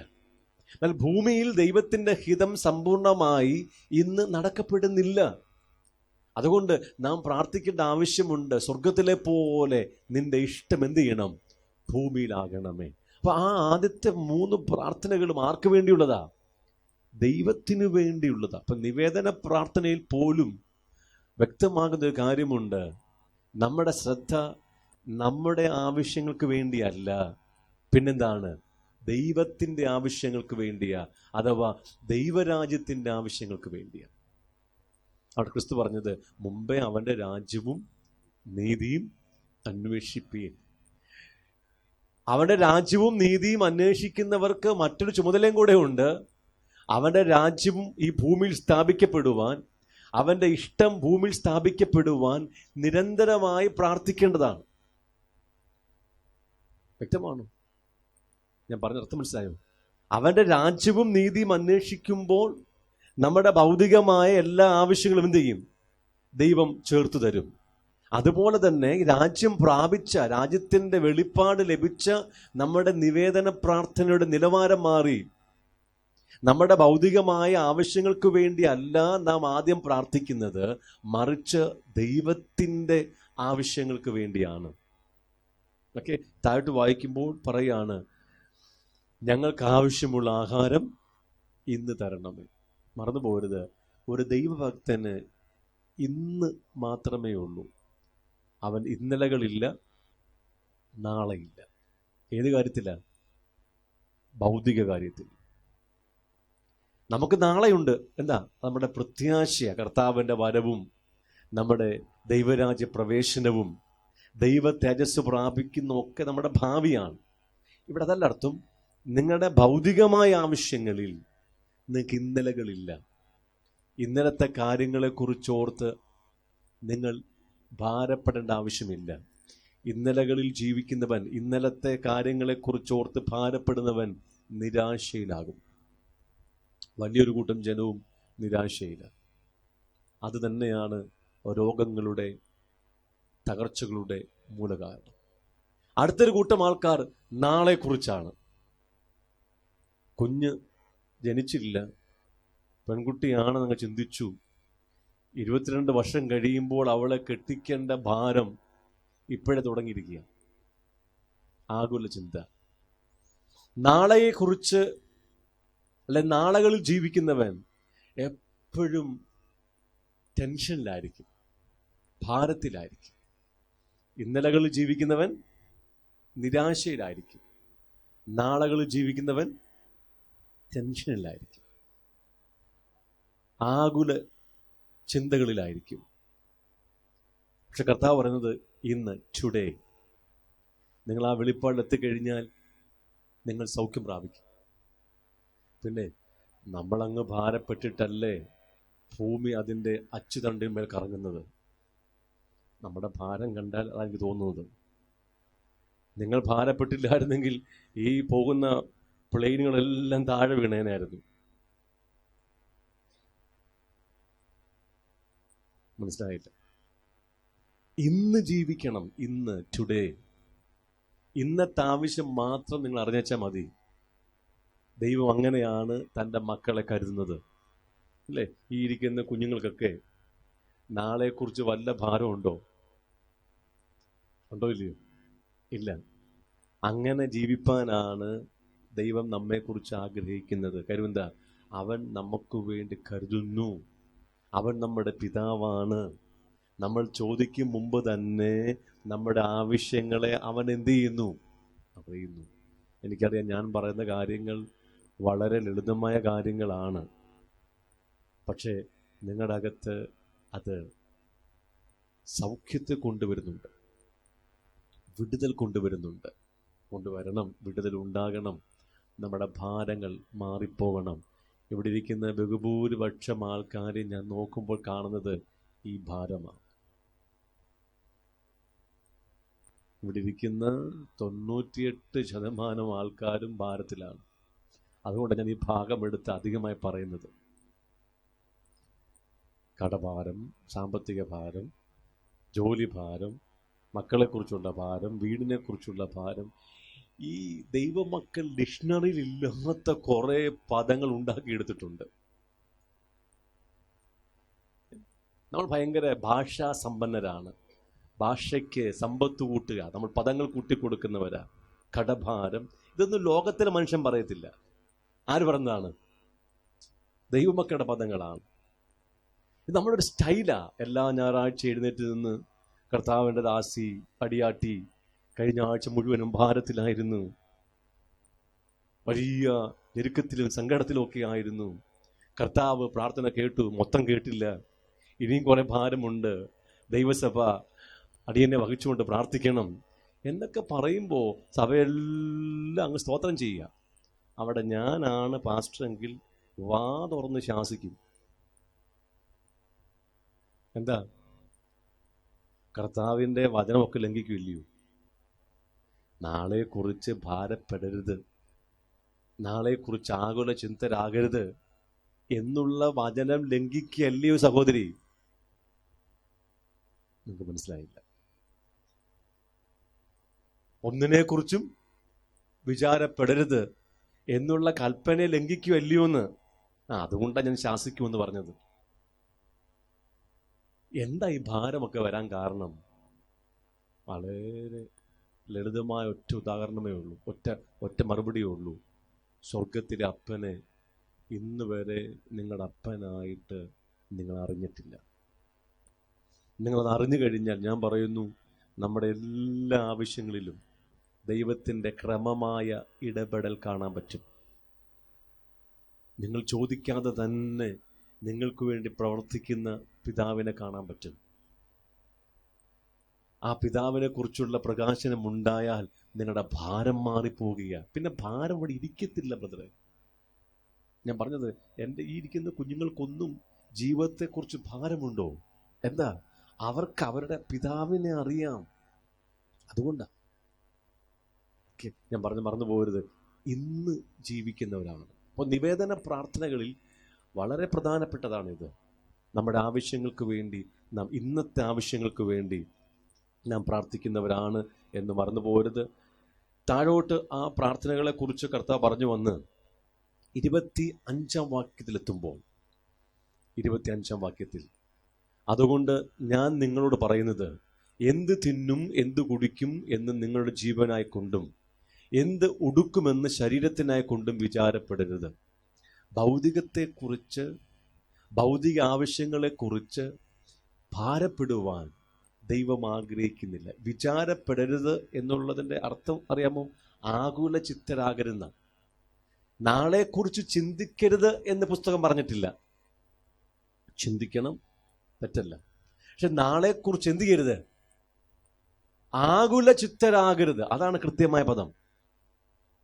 വിചാരപ്പെടുക എന്ന അർത്ഥം എന്തുവാ? വറി, ആൻസൈറ്റിയാണ്, ആകുല ചിന്തയാണ്. അത് പാടില്ലെന്ന കർത്താവ് പറഞ്ഞിരിക്കുന്നത്. കാര്യം എന്താ? ദൈവം നമുക്ക് വേണ്ടി കരുതുന്നു. താഴോട്ട് ദൈവം പറവകളെ, ആകാശത്തിലെ പറവകളെ കരുതുന്ന കാര്യം എഴുതി വച്ചിരിക്കുന്നു. വയലിലെ താമരയെ കരുതുന്ന കാര്യം, ചമയ്ക്കുന്ന കാര്യം എഴുതി വച്ചിരിക്കുന്നു. ഇങ്ങനെ ഇന്നുള്ളതും നാളെ അടുപ്പിൽ ഇടുന്നതുമായ വയലിലെ പുല്ലിനെ ദൈവം ഇങ്ങനെ ചമയ്ക്കുന്നുവെങ്കിൽ അല്പവിശ്വാസികളെ, നിങ്ങളെ എത്രയധികം. അപ്പൊ ഈ ഭൂമിയിലുള്ള എല്ലാ ജീവജാലങ്ങളെയും ദൈവം ക്ഷേമത്തോടെ പോറ്റി പുലർത്തുന്നെങ്കിൽ ദൈവത്തിൻ്റെ മക്കളായി, അവൻ്റെ കുടുംബക്കാരായി, അവൻ്റെ സ്വരൂപത്തിലും സാദൃശ്യപ്രകാരവും സൃഷ്ടിച്ച നമ്മളെ ദൈവം, പിതാവാം ദൈവം എത്രയധികം പോറ്റി പുലർത്തുമെന്നാണ് പുസ്തകം പറഞ്ഞിരിക്കുന്നത്. ഇനി താഴോട്ട് പറയുകയാണ്, ആകയാൽ നാം എന്തു തിന്നും, എന്തു കുടിക്കും, എന്തുടുക്കും എന്നിങ്ങനെ നിങ്ങൾ വിചാരപ്പെടരുത്. ഭൗതികത്തെക്കുറിച്ച് നാം ഭാരപ്പെടരുത്, ആകുല ചിത്തരാകരുത് എന്നത് ദൈവത്തിൻ്റെ വളരെ വ്യക്തമായ കൽപ്പനയാണ്. കാര്യം എന്താ? ഇവിടുത്തെ പാഠവിഷയം എന്തുവാ? ദൈവം നമ്മുടെ പിതാവാണ്. നാം നമ്മുടെ ആവശ്യങ്ങൾ ചോദിക്കും മുമ്പ് എന്ത് ചെയ്യുന്നു? അവൻ അറിയുന്നു. അവൻ നമുക്ക് നല്ല ദാനങ്ങളെ തരുന്നു. 33, 34 വാക്യം ഞാൻ ഓൾറെഡി പറഞ്ഞു. മുമ്പേ അവൻ്റെ രാജ്യവും നീതിയും അന്വേഷിപ്പേൻ, അതോടുകൂടെ ഇതൊക്കെയും നിങ്ങൾക്ക് കിട്ടും. എന്തോ ഇതൊക്കെയും? നമ്മുടെ ആവശ്യങ്ങൾ ദൈവം നിറവേറ്റി തരും. അതുകൊണ്ട് നാളേക്കായി ഭാരപ്പെടരുത്, ആകുല ചിത്തരാകരുത്. നാളത്തെ ദിവസം തനിക്കായി വിചാരപ്പെടുമല്ലോ, അതത് ദിവസത്തിന് അന്നത്തെ ദോഷം മതി. അപ്പോൾ ഒരു കാരണവശാലും നമ്മുടെ ഭൗതിക വിഷയത്തിനു വേണ്ടി നാം ഭാരപ്പെടുകയോ കരയുകയോ ഉപവസിക്കുകയോ ചെയ്യേണ്ട ആവശ്യമില്ല. പിതാവാം ദൈവം നമ്മുടെ ആവശ്യങ്ങൾ എന്ത് ചെയ്യുന്നു? നമ്മൾ അറിയും മുമ്പേ, നമ്മൾ ചോദിക്കും മുമ്പേ അറിയുകയും നമുക്ക് വേണ്ടി പ്രവർത്തിക്കുകയും ചെയ്യുന്നു. ഇത് വളരെ വ്യക്തമായി യേശു കർത്താവ് നമ്മെ പഠിപ്പിച്ചിരിക്കുക. ഇതാണ് പുതിയ ഉടമ്പടിയിലെ നിവേദന പ്രാർത്ഥനകളുടെ ഉപദേശം. പഴയ ഉടമ്പടിയിലോ ഇങ്ങനൊന്നുമല്ല. അവിടെ കണ്ണുനീരും നിലവിളിയും ഉപവാസവും രട്ടും വെണ്ണീരും ഒക്കെയുണ്ട്. പുതിയ ഉടമ്പടിയിൽ അവൻ നമ്മുടെ പിതാവായതുകൊണ്ട് ഭൗതികമായ കാര്യങ്ങളൊക്കെ എന്ത് ചെയ്യാണ്? നാം ചോദിക്കും മുമ്പേ തരിക. ഇതൊക്കെ ശരിയാണെങ്കിലും മിക്ക വ്യക്തികളുടെയും പ്രായോഗികമായ ജീവിതത്തിൽ ഇങ്ങനെ പലതും സംഭവിക്കാറില്ല, ലഭിക്കാറില്ല, അല്ലേ? ഇപ്പം ഞാൻ ഏത് പറഞ്ഞാലും അതിൻ്റെ പ്രാക്ടിക്കലായിട്ടുള്ള കാര്യങ്ങൾ പറഞ്ഞെങ്കിലേ നിങ്ങൾക്ക് ബോധ്യം വരുത്തുള്ളൂ. എന്തുകൊണ്ടാണ് നമ്മൾ ദൈവത്തോട് ചോദിക്കുന്ന പല കാര്യങ്ങളും ലഭിക്കാതെ പോകുന്നത്? പ്രധാനമായും നമ്മുടെ അവിശ്വാസമാണ്. എന്താണ്? അല്പവിശ്വാസമാണ്, അല്ലെങ്കിൽ അവിശ്വാസമാണ്. ഞാൻ ദൈവത്തോട് ഒരു കാര്യം ചോദിച്ചിട്ട് ഇനി എൻ്റെ വാക്കുകളും ചിന്തകളുമെല്ലാം അതിനെതിരായിരുന്നാൽ ദൈവത്തിന് എനിക്ക് വേണ്ടി പ്രവർത്തിക്കാൻ പറ്റത്തില്ല. ഉദാഹരണം, എനിക്കൊരു വലിയ തുക ആവശ്യമുണ്ട്. ഓക്കെ, ഞാൻ എൻ്റെ ആവശ്യങ്ങളൊക്കെ എന്ത് ചെയ്തു? ദൈവത്തോട് പറഞ്ഞു, സ്തോത്രത്തോടു കൂടെ അങ്ങ് അറിയിച്ചു. അതിനുശേഷം ഞാൻ എൻ്റെ അകത്ത് ഭാരം കൊണ്ട് നടന്നാൽ, എൻ്റെ അകത്ത് ഭാരം കൊണ്ട് നടന്നാൽ, അയ്യോ ഇതെങ്ങനെ പ്രവർത്തിക്കും, ആര് പ്രവർത്തിക്കും എന്ന് ഞാൻ ഭാരം കൊണ്ട് നടന്നാൽ എൻ്റെ ഈ സകല ചിന്തകളും എവിടെ എത്തുന്നുണ്ട്? ദൈവസന്നിധിയിൽ എത്തുന്നുണ്ട്. ഞാൻ 5 മിനിറ്റ് ആയിരിക്കും കർത്താവേ എനിക്ക് ഈ പ്രത്യേകമായ എമൗണ്ട്, ഈ പ്രത്യേകമായ തുക തരണമേ എന്ന് പ്രാർത്ഥിച്ചത്. ബാക്കി 23 മണിക്കൂറിലധികവും എൻ്റെ ചിന്തയിൽ നിന്നും ദൈവസന്നിധിയിലേക്ക് എന്താണ് ഉയരുന്നത്? ഭാരമാണ്, സംശയമാണ്, അവിശ്വാസമാണ്. വചനം പറയുന്നുണ്ട്, നിങ്ങൾ ചോദിക്കുന്നതിലും ചിന്തിക്കുന്നതിലും നനയ്ക്കുന്നതിലും അപ്പുറം അവൻ പ്രവർത്തിക്കുമെന്ന്. അപ്പോൾ ചോദ്യവും ചിന്തയും എന്താണ്? പ്രാർത്ഥനയാണോ? വാഗൊണ്ട് ചോദിക്കുന്നത് മാത്രമല്ല പ്രാർത്ഥന, പിന്നെന്താണ്? നമ്മുടെ ചിന്തകളും എന്താണ്? പ്രാർത്ഥനകളാണ്. ഒരു ഭക്തന്റെ സകല ചിന്തകളും ദൈവസന്നിധിയിൽ എത്തുന്നെന്ന് നിങ്ങൾ അറിഞ്ഞിരിക്കണം. ഞാൻ 5 മിനിറ്റ് വിശ്വാസത്തോടുകൂടെ പ്രാർത്ഥിച്ചു, കർത്താവെ എനിക്ക് ആ നന്മ തരണമെന്ന്. പിന്നീട് അടുത്തുള്ള എല്ലാ സമയങ്ങളും എല്ലാ മണിക്കൂറുകളും എൻ്റെ അകത്ത് നിന്ന് എന്താ ഉയരുന്നത്? അവിശ്വാസത്തിൻ്റെയും ഭാരത്തിൻ്റെയും നിരാശയുടെയും ടെൻഷൻ്റെയുമായ ചിന്തകളാണെങ്കിൽ ദൈവം ഏത് പ്രാർത്ഥനയ്ക്ക് മറുപടി തരും? 5 മിനിറ്റ് പറഞ്ഞ വിശ്വാസ പ്രാർത്ഥനയ്ക്കോ അതോ 23 മണിക്കൂറും 55 മിനിറ്റും എൻ്റെ അകത്തുനിന്ന് ഉയർന്നു വരുന്ന നിരാശയ്ക്കോ ചിന്തകൾക്കോ? പറയും.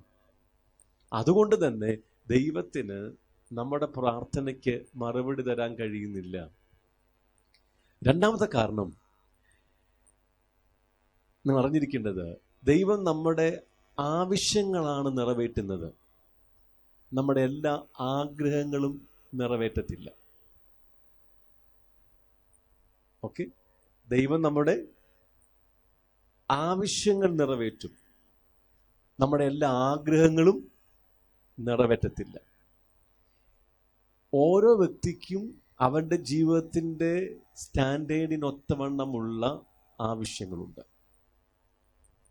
അത് കണ്ടിട്ട് കർത്താവെ എനിക്കും അതുപോലെ തരണമേ എന്ന് പ്രാർത്ഥിക്കാനോ ആഗ്രഹിക്കാനോ നമുക്ക് അവകാശമില്ല. ദൈവം അങ്ങനെ ചെയ്യത്തതുമില്ല. ഒരു ഉദാഹരണം പറയാം. ഞാൻ മാസത്തിൽ 2-3 പ്രാവശ്യം പല സ്റ്റേറ്റുകളിൽ, പല സ്ഥലങ്ങളിൽ യാത്ര ചെയ്ത് വചനം പഠിപ്പിക്കുന്ന ആളാണ്. എനിക്ക് ഒരു മാസം മിക്കപ്പോഴും 25,000, 30,000, 40,000 രൂപയൊക്കെ യാത്രയ്ക്ക് തന്നെ വേണ്ടി വരും. എനിക്ക് സമയമില്ലാത്തതുകൊണ്ട് മിക്കപ്പോഴും തന്നെ പ്ലെയിനിൽ യാത്ര ചെയ്യേണ്ടി വരും. കാരണം എൻ്റെ തിരക്കും എൻ്റെ ആവശ്യം അതാണ്. ദൈവം എനിക്ക് കൃത്യമായിട്ട് എന്ത് ചെയ്യുന്നുണ്ട്? അതിനുള്ള നന്മകൾ എൻ്റെ കയ്യിൽ തരുന്നതുമുണ്ട്. പക്ഷെ ഈ വ്യക്തി, ഈ സഹോദരൻ ഒരു ഗ്രാമത്തിൽ ജീവിക്കുകയാണ്. അതായത് ചെറിയൊരു സഭയുണ്ട്, ഒരു 15 കുടുംബങ്ങളുള്ള സഭയുണ്ട്. ഒരു 2 കിലോമീറ്റർ ചുറ്റളവിൽ അദ്ദേഹത്തിന് യാത്ര ചെയ്താൽ മതി. കാര്യം തൻ്റെ വിശ്വാസികളൊക്കെ അവിടെ താമസിക്കുന്ന ആൾക്കാരാണ്. അദ്ദേഹം പറയാം, കർത്താവേ, സന്തോഷ് പാസ്റ്ററെ പോലെ എന്നെ എന്ത് ചെയ്യണം? നീ കൊണ്ടുപോകണം. എനിക്കും അത്രയും പണം തരണം. എനിക്കും സ്ഥിരം എന്ത് ചെയ്യണം? പ്ലെയിനിൽ യാത്ര ചെയ്യണമെന്ന് അദ്ദേഹം ആഗ്രഹിക്കുകയും പ്രാർത്ഥിക്കുകയും ചെയ്താൽ ദൈവം അത് പ്രവർത്തിക്കുമോ? ഇല്ല. എന്താ കാരണം? അദ്ദേഹത്തിന് അത് ആവശ്യമില്ലാത്തത് കൊണ്ടാണ്. തൻ്റെ ആഗ്രഹം അതാണ്, പക്ഷെ എന്തല്ല, അതെൻ്റെ നീഡല്ല, ആവശ്യമല്ല. ദൈവം പ്രവർത്തിക്കുന്നത് നമ്മുടെ ആവശ്യങ്ങളാണ്, നമ്മുടെ എല്ലാ ആഗ്രഹങ്ങളുമല്ല. ഇന്നൊരു പഠിപ്പിക്കലുണ്ട്, നിങ്ങളങ്ങ് സ്വപ്നം കണ്ടുകൊള്ളുക. 10 നില വീട് സ്വപ്നം കാണുക തെറ്റൊന്നുമല്ല. 10 നില കെട്ടിടം വെക്കുന്നത് തെറ്റാണോ? ഒരു 10 കോടി മുടക്കി വലിയൊരു വീട് വെക്കുന്നത് തെറ്റൊന്നുമല്ല. ചോദ്യം, നിങ്ങൾക്കത് ആവശ്യമുണ്ടോന്നാ? ഭാര്യയും 2 കുഞ്ഞുങ്ങളും മാത്രമേ ഉള്ളൂ. ആ വ്യക്തിക്ക് 10 കോടി രൂപയുടെ വീടിന് ആവശ്യമുണ്ടോ? അതെന്തല്ല, അദ്ദേഹത്തിൻ്റെ നീഡല്ല, ആവശ്യമല്ല. പിന്നെന്താണ്? ഒരാഗ്രഹമാ, ദുരാഗ്രഹമാ, മോഹമാ. പ്രയാസം വന്നില്ലേ? ഒരു ഗ്രാമത്തിൽ പ്രവർത്തിക്കുന്ന ഒരു ദൈവദാസന് ഒരു ബൈക്കോ കാറോ ആവശ്യമാണ്. അവൻ 2 മക്കളും ഭാര്യയുമായി സഞ്ചരിക്കാൻ അവൻ്റെ കാർ ആവശ്യമാണ്. പക്ഷെ അദ്ദേഹം പ്രാർത്ഥിക്കുന്ന, കർത്താവേ, എനിക്കൊരു എയർപ്ലെയിൻ വേണമെന്ന്, ജെറ്റ് വേണമെന്ന്, ഒരു ഹെലികോപ്റ്റർ വേണമെന്ന. പ്രവാചകനും അങ്ങനെ പ്രവചിച്ചു, ദൈവം നിനക്ക് ഹെലികോപ്റ്റർ തരാൻ വേണ്ടി പോവുക. ആകെ അദ്ദേഹത്തിന് യാത്ര ചെയ്യാനുള്ളത് 5 കിലോമീറ്റർ ചുറ്റളവാണ്. പിന്നെ അദ്ദേഹത്തിന് എന്തിൻ്റെ ആവശ്യമില്ല? എയർപ്ലെയിൻ്റെ ആവശ്യമുണ്ടോ? ആവശ്യമില്ല. എല്ലാ കാര്യത്തിലും ഇങ്ങനെയാണ്. ദൈവം നമ്മുടെ ആവശ്യങ്ങൾ നിറവേറ്റും. അതിന് സംശയമൊന്നുമില്ല. വിതയ്ക്കുന്നവന് വിത്തും ഭക്ഷിപ്പാൻ ആഹാരവും ആര് കൊടുക്കും? ദൈവം കൊടുക്കും. ദൈവം നിങ്ങൾക്ക് നന്മ തരും. പക്ഷേ അതിനകത്ത് ചിലവഴിക്കാൻ നമുക്കറിയാത്തത് കൊണ്ടാണ് നമുക്ക് ഞെരുക്കമുണ്ടാകുന്നത്. മനസ്സിലാകുന്നുണ്ടോ? ഇത് വ്യക്തമാകുന്നുണ്ടോ? അതുകൊണ്ട് ചെലവഴിക്കുന്നത് ആത്മാവിൻ്റെ നിയോഗത്തിലായിരിക്കണം. നിങ്ങൾ ദൈവമക്കളായതുകൊണ്ട് പറയുക, നിങ്ങൾ പലരും ദൈവത്തിൻ്റെ വേലക്കാരായതുകൊണ്ട് പറയുകയാണ്, നിങ്ങൾ ദൈവം നന്മ തരുമ്പോൾ അത് ചിലവഴിക്കുന്നത് എങ്ങനെയായിരിക്കണം? ദൈവത്തിൻ്റെ ആത്മാവിൻ്റെ നിയോഗത്തിൽ ചിലവഴിക്കണം. ദൈവം പറയാത്ത ചിലവുകൾ നടത്തിയാൽ അവിടെ നിന്നുണ്ടാകും ഞെരുക്കം, നമുക്കുണ്ടാകും. അപ്പോൾ ദൈവം നമ്മുടെ എല്ലാ ആവശ്യങ്ങളും നിറവേറ്റുക.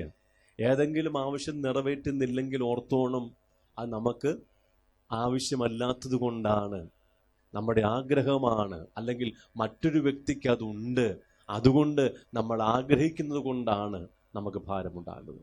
ഞാൻ വ്യക്തമാക്കുന്നു, നിങ്ങളുടെ സകല ആവശ്യങ്ങളും ക്രമമായി ദൈവം എന്ത് ചെയ്യും? നിറവേറ്റുന്നവനാണ്. ഇനി 6-ാം അധ്യായം നമ്മൾ പഠിച്ചു കഴിഞ്ഞു. ഇനി മത്തായി എഴുതിയ സുവിശേഷം 7-ാം അധ്യായത്തിൽ വന്നാട്ടെ. ഞാൻ പുതിയ ഉടമ്പടിയിലുള്ള നിവേദന പ്രാർത്ഥനകളും അതിൻ്റെ രീതികളെയും കുറിച്ച് പറഞ്ഞു വരികയാണ്. 7-ാം അധ്യായം 7-ാം വാക്യം തുടങ്ങി നാം വായിക്കുമ്പോൾ അവിടെ പറയുന്നു, യാചിപ്പീൻ എന്നാൽ നിങ്ങൾക്ക് കിട്ടും. ഞാൻ പറയുന്നത് ആ പദം നമുക്കുള്ളതല്ല, യാചനയല്ല, നമ്മൾ യാചകന്മാരല്ല, ദൈവത്തിൻ്റെ മക്കളാണ്, നിവേദനമാണ്. ഓക്കെ, ഇങ്ങനെ വായിക്കുന്നു, ചോദിപ്പീൻ എന്നാൽ നിങ്ങൾക്ക് കിട്ടും, അന്വേഷിപ്പീൻ എന്നാൽ നിങ്ങൾ കണ്ടെത്തും, മുട്ടുവീൻ എന്നാൽ നിങ്ങൾക്ക് തുറക്കും. പറയുന്നു, ചോദിക്കുന്ന ഏവനും ലഭിക്കുന്നു, അന്വേഷിക്കുന്നവൻ കണ്ടെത്തുന്നു, മുട്ടുന്നവന് തുറക്കും. മകൻ അപ്പം ചോദിച്ചാൽ അവന് കല്ല് കൊടുക്കുന്ന മനുഷ്യൻ നിങ്ങളിൽ ആരുള്ളൂ? മീൻ ചോദിച്ചാൽ അവന് പാമ്പിനെ കൊടുക്കുമോ? അങ്ങനെ ദോഷികളായ നിങ്ങൾ നിങ്ങളുടെ മക്കൾക്ക് നല്ല ദാനങ്ങളെ കൊടുപ്പാൻ അറിയുന്നുവെങ്കിൽ സ്വർഗസ്ഥനായ നിങ്ങളുടെ പിതാവ് തന്നോട് ചോദിക്കുന്നവർക്ക് നന്മ എത്ര അധികം കൊടുക്കും. നോക്കി, അവിടെ യേശു പരിചയപ്പെടുത്തുന്നത് സ്വർഗസ്ഥനായ പിതാവിനെ കുറിച്ച്. നേരത്തെ പറഞ്ഞു, ഉൽപ്പത്തി പുസ്തകം തുടങ്ങി മലാഖി വരെ ഇത്തരത്തിലുള്ള ഒരു ബോധ്യം വിശുദ്ധന്മാർക്കുണ്ടായിരുന്നില്ല. എന്നാൽ യേശു വന്ന് സ്വർഗത്തിലെ പിതാവിനെ പരിചയപ്പെടുത്തുകയാണ്. നിങ്ങൾ ദൈവത്തോട് ചോദിക്കുമ്പോൾ എത്ര അധികം നന്മകൾ തരുമെന്നാണ്. ദോഷികളായ നാം നമ്മുടെ മക്കൾക്ക് നല്ല ദാനങ്ങളെ കൊടുപ്പാൻ അറിയുന്നുവല്ലോ. ശരിയല്ലേ? നമ്മുടെ അകത്ത് ഒത്തിരി ദോഷമില്ലേ? നമ്മൾ കുറവുള്ളവരല്ലേ? അശുദ്ധിയും പാപമുള്ളവരല്ലേ? നമ്മൾ സൽഗുണപൂർണരല്ലല്ലോ. എങ്കിലും ഇത്രയും കുഴപ്പങ്ങളുള്ളവരാണെങ്കിലും നമ്മുടെ മക്കൾക്ക് വേണ്ടി നല്ല ദാനങ്ങളെ കൊടുപ്പാൻ നാം അറിയുന്നില്ലേ? അറിയുന്നുണ്ടോ? യെസ്. അങ്ങനെ ആണെങ്കിൽ സ്വർഗത്തിലെ പിതാവ് തന്നോട് ചോദിക്കുന്നവർക്ക് എത്രയധികം നന്മ കൊടുക്കുമെന്നാണ്. നമുക്ക് എന്താ ഇന്ന് ആവശ്യമായിരിക്കുന്നത്? സ്വർഗത്തിലെ പിതാവിനെ കുറിച്ചുള്ള ഒരു പ്രകാശനമാണ്. ഞാൻ നല്ലൊരു പിതാവാണെന്ന് എനിക്ക് എൻ്റെ ധാരണ. കാരണം ഞാൻ എൻ്റെ മക്കൾക്ക് വേണ്ടി നല്ല ദാനങ്ങളെ കൊടുപ്പാൻ അധികം ആഗ്രഹിക്കുന്ന വ്യക്തിയാണ്. അപ്പോൾ തന്നെ കർത്താവ് പറയുന്നു, നമ്മൾ ആരാണ്? ദോഷികളാണ്, നമ്മൾ പാപികളാണ്. അങ്ങനെ ആണെങ്കിൽ സ്വർഗത്തിലെ പിതാവാം ദൈവം തൻ്റെ മക്കൾക്ക് വേണ്ടി എത്രയധികം ദാനങ്ങൾ കൊടുക്കുമെന്ന് ആ ഒരു പ്രകാശനം നമ്മുടെ അകത്തുണ്ടായി കഴിഞ്ഞാൽ നമ്മുടെ ഭാരം മാറിപ്പോവുകയാണ്. പുതിയ ഉടമ്പടി പ്രകാരം, സുവിശേഷങ്ങൾ പറഞ്ഞിരിക്കുന്ന പ്രകാരം നമ്മുടെ ഭൗതികത്തിന് വേണ്ടി നാം ഇനി ഭാരപ്പെടേണ്ട ആവശ്യമില്ല. 21-ാം അധ്യായം മത്തായിയുടെ സുവിശേഷം 21-ാം അധ്യായം 22-ാം വാക്യം പറയുന്നു. അവസാന ഭാഗത്ത് ഇങ്ങനെ പറയുന്നു, നിങ്ങൾ വിശ്വസിച്ചുകൊണ്ട് പ്രാർത്ഥനയിൽ എന്ത് ചോദിച്ചാലും നിങ്ങൾക്ക് ലഭിക്കും. എന്താണ്? നിങ്ങൾക്ക് എന്ത് വേണം? വിശ്വാസം വേണം.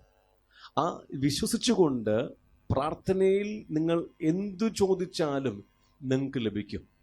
അപ്പം പ്രാർത്ഥനയിൽ നാം എന്തു ചോദിച്ചാലും ദൈവം നമുക്ക് തരുമെന്നാണ് പറഞ്ഞിരിക്കുന്നത്. അത് മനസ്സിലാക്കണമെങ്കിൽ യോഹന്നാന്റെ പുസ്തകത്തിൽ, യോഹന്നാന്റെ സുവിശേഷത്തിൽ ഒരു വാക്യം കൂടെ കാണിക്കണം. യോഹന്നാന്റെ സുവിശേഷം 15-ാം അധ്യായം അതിൻ്റെ 16-17 വാക്യങ്ങൾ. നിങ്ങൾ എന്നെ തിരഞ്ഞെടുത്തു എന്നല്ല, ഞാൻ നിങ്ങളെ തിരഞ്ഞെടുത്തു, നിങ്ങൾ പോയി ഫലം കായ്ക്കേണ്ടതിനും നിങ്ങളുടെ ഫലം നിലനിൽക്കേണ്ടതിനും നിങ്ങളെ ആക്കി വെച്ചുമിരിക്കുന്നു. നിങ്ങൾ എൻ്റെ നാമത്തിൽ പിതാവിനോട് അപേക്ഷിക്കുന്നതൊക്കെയും അവൻ നിങ്ങൾക്ക് തരുവാനായിട്ട് തന്നെ. നോക്കി, യേശുവിൻ്റെ നാമത്തിൽ നാം പിതാവിനോട് അപേക്ഷിക്കുന്നതൊക്കെയും എന്ത് ചെയ്യും? അവൻ നമുക്ക് തരുമെന്ന്. ഇത്ര ശ്രേഷ്ഠമേറിയ വാഗ്ദത്തവും ഉറപ്പുമാണ് നമുക്ക് കർത്താവ് തന്നിരിക്കുന്നത്. എന്തു ചോദിച്ചാലും, യേശുവിൻ്റെ നാമത്തിൽ എന്തു ചോദിച്ചാലും നമുക്ക് തരുമെന്നുള്ളത് വളരെ ഉറപ്പുള്ള ഒരു വാഗ്ദത്തമാണ്. അങ്ങനെ ആണെങ്കിൽ നാം എന്താ ചോദിക്കുന്നത്? 7-ാം വാക്യം, 15-ന്റെ 7-ാം വാക്യം. നിങ്ങൾ എന്നിലും എൻ്റെ വചനം നിങ്ങളിലും വസിച്ചാൽ നിങ്ങൾ ഇച്ഛിക്കുന്നത് എന്തെങ്കിലും അപേക്ഷിപ്പീൻ, അത് നിങ്ങൾക്ക് കിട്ടും. നോക്കിയേ, നിങ്ങൾ എന്നിലും എൻ്റെ വചനം നിങ്ങളിലും വസിച്ചാൽ. നിങ്ങൾ യേശുവിനെ സ്വീകരിച്ചപ്പോൾ തന്നെ ദൈവം നിങ്ങളെ എവിടെ ആക്കി വെച്ചു? ക്രിസ്തുവിലാക്കി വെച്ചു. എഫെസ്യ ലേഖനത്തിൻ്റെ പഠിപ്പിക്കലതാണ്. In Christ. നമ്മൾ എവിടെയാണിപ്പോൾ? ക്രിസ്തുവിലാണ്. ദൈവം നമ്മെ ക്രിസ്തുവിൽ കണ്ടിരിക്കുകയാണ്. അഥവാ ക്രിസ്തുവിനെ കാണുന്നത് പോലെ ദൈവം ആരെയും കാണുന്നു? നമ്മയും കാണും.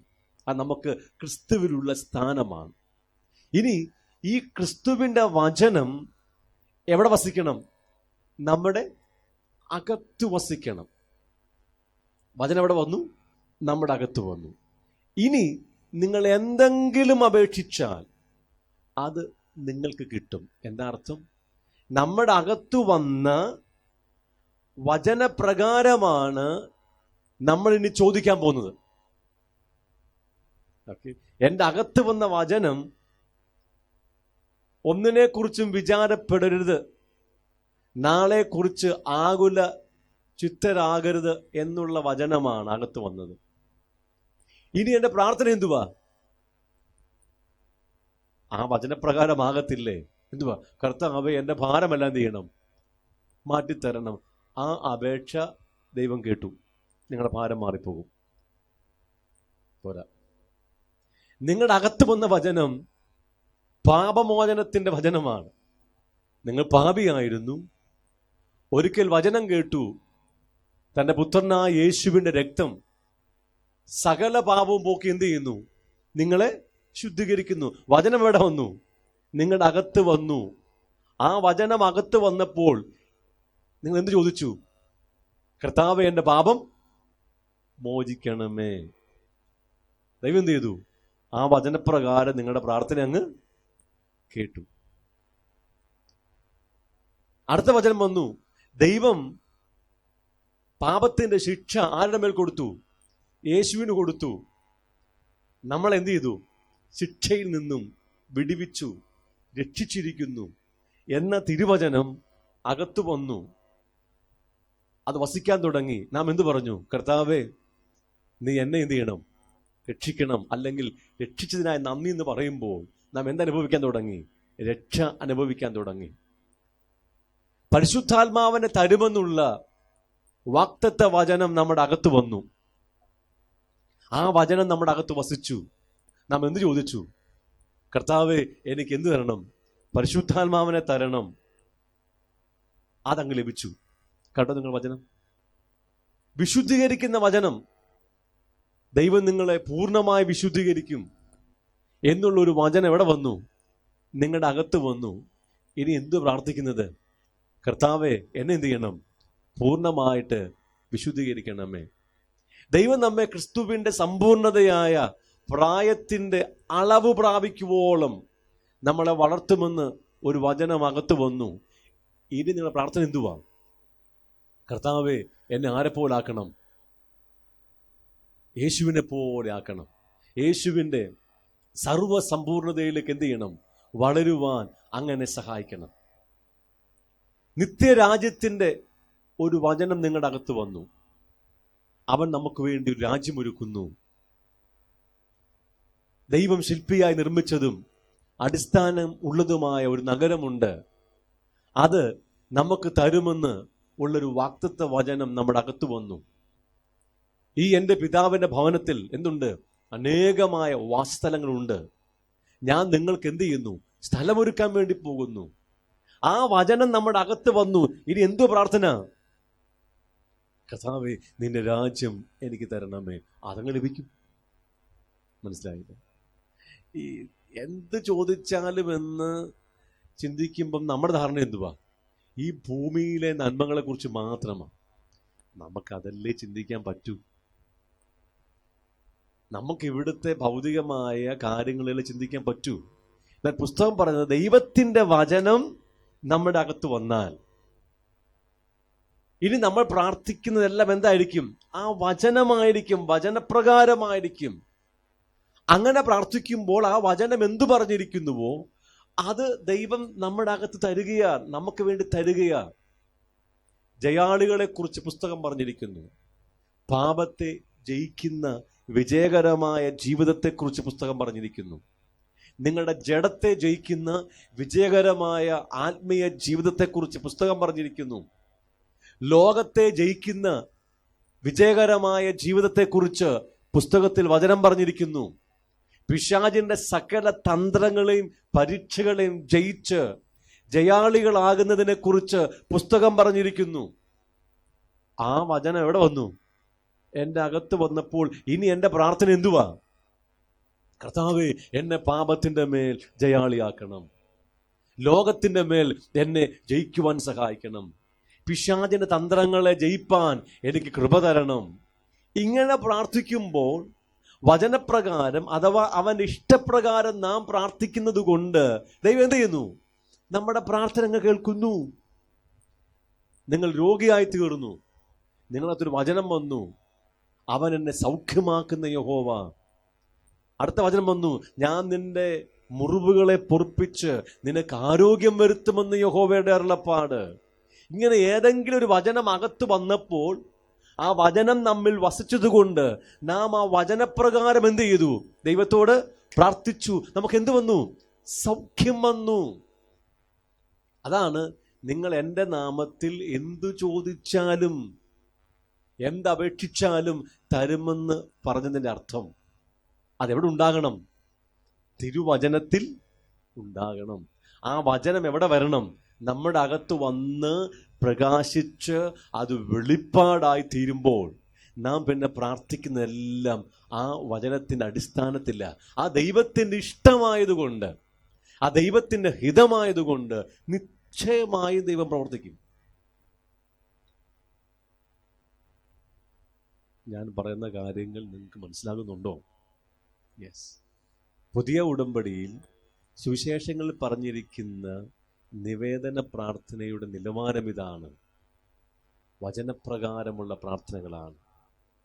വചനമകത്തുള്ളപ്പോൾ നാം ആ നിലവാരത്തിൽ ആ വചനം നമ്മിൽ നിവർത്തിക്കാനാണ് ദൈവത്തോട് പ്രാർത്ഥിക്കുന്നത്. ഈ ദിവസങ്ങളിൽ നമ്മുടെ ക്ലാസ്സുകൾ ആരംഭിച്ചിരിക്കുമ്പോൾ തന്നെ നിങ്ങൾ ഇത്തരത്തിൽ വചനത്തിൻ്റെ വെളിപ്പാടിലേക്ക് വന്ന് വചനപ്രകാരമുള്ള പ്രാർത്ഥനയും വചനപ്രകാരമുള്ള ജീവിതം ഉണ്ടാകണം. ദാവീദിന്റെ ജീവിതത്തിലെയോ ഹന്നയുടെ ജീവിതത്തിലെയോ ഹാഗാറിന്റെ ജീവിതത്തിലെയോ ഒരനുഭവമല്ല പുതിയ ഉടമ്പടി സഭയുടെ ഉപദേശം. നമുക്ക് വ്യക്തമായി കർത്താവ് വചനം തന്നിരിക്കുക. അതാണ് നിവേദന പ്രാർത്ഥനയ്ക്കുള്ള നമ്മുടെ ഉപദേശം എന്ന് നിങ്ങൾ അറിഞ്ഞിരിക്കണം. ഒരു വാക്യം കണ്ടാട്ടെ. ലൂക്കോസിന്റെ സുവിശേഷം 11-ാം അധ്യായം 9-ാമത്തെ വാക്യം. ചോദിപ്പീൻ എന്നാൽ നിങ്ങൾക്ക് കിട്ടും, അന്വേഷിപ്പീൻ എന്നാൽ നിങ്ങൾ കണ്ടെത്തും, മുട്ടുവീൻ എന്നാൽ നിങ്ങൾക്ക് തുറക്കും. അവിടെ ചോദിക്കുന്ന കാര്യങ്ങളെക്കുറിച്ച് ദൈവത്തിൻ്റെ വചനം പറയുകയാണ്. അതിനു മുമ്പായിട്ട് അവിടെ ഒരു ഉപമ കർത്താവ് പറഞ്ഞിരിക്കുകയാണ്.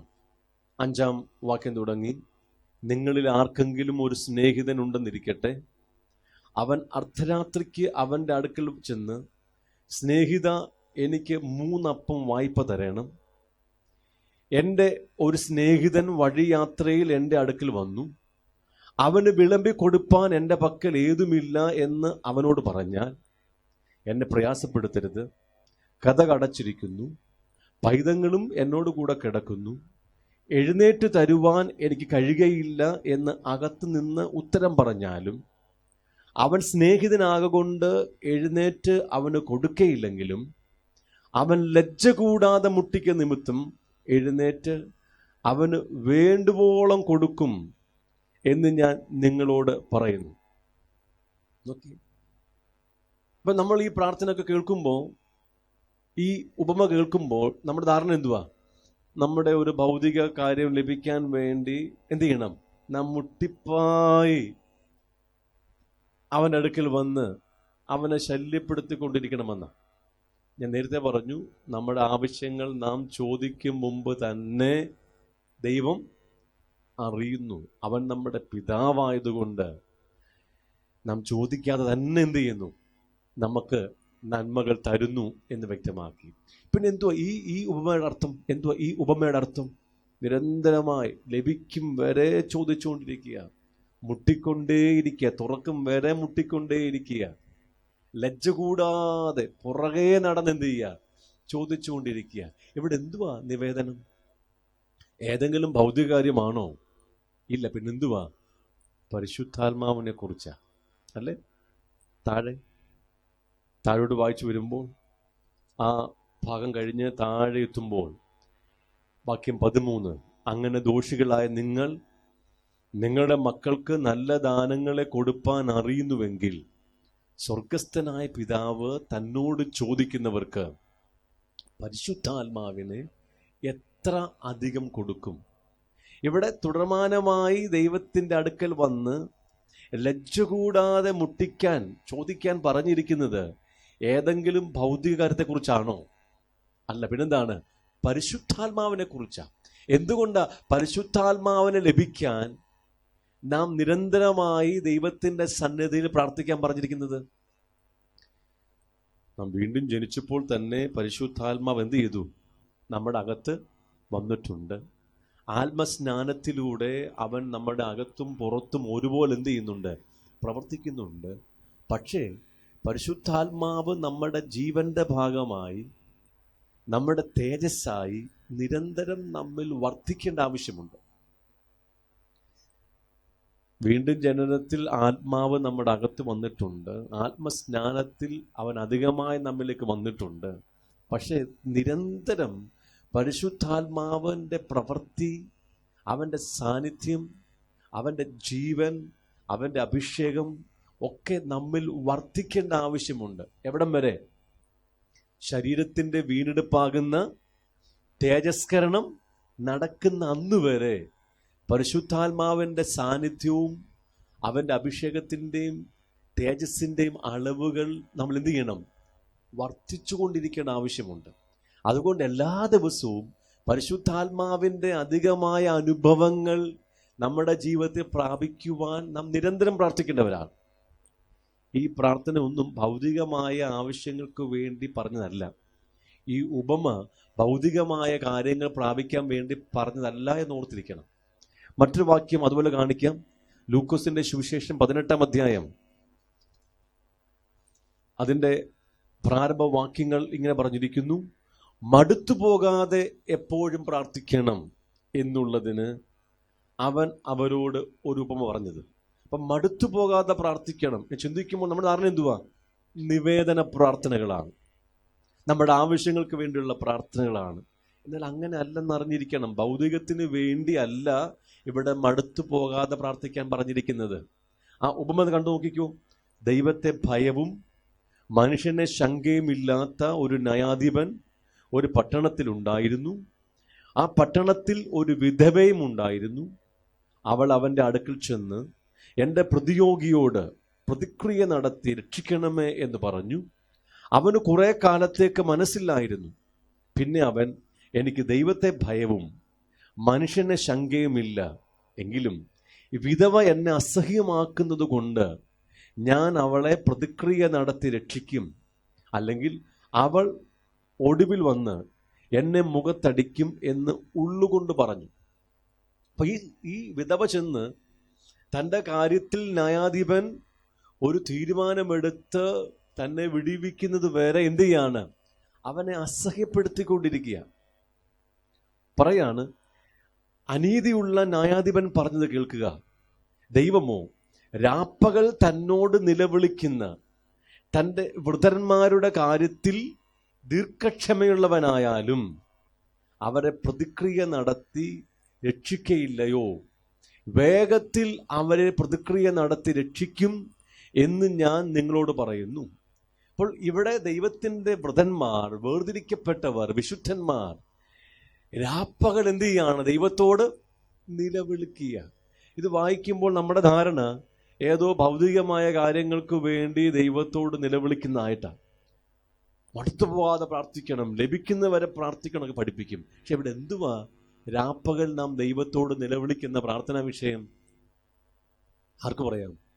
യേശു കർത്താവിൻ്റെ മടങ്ങിവരവാണ്. എങ്ങനെ അറിയാം?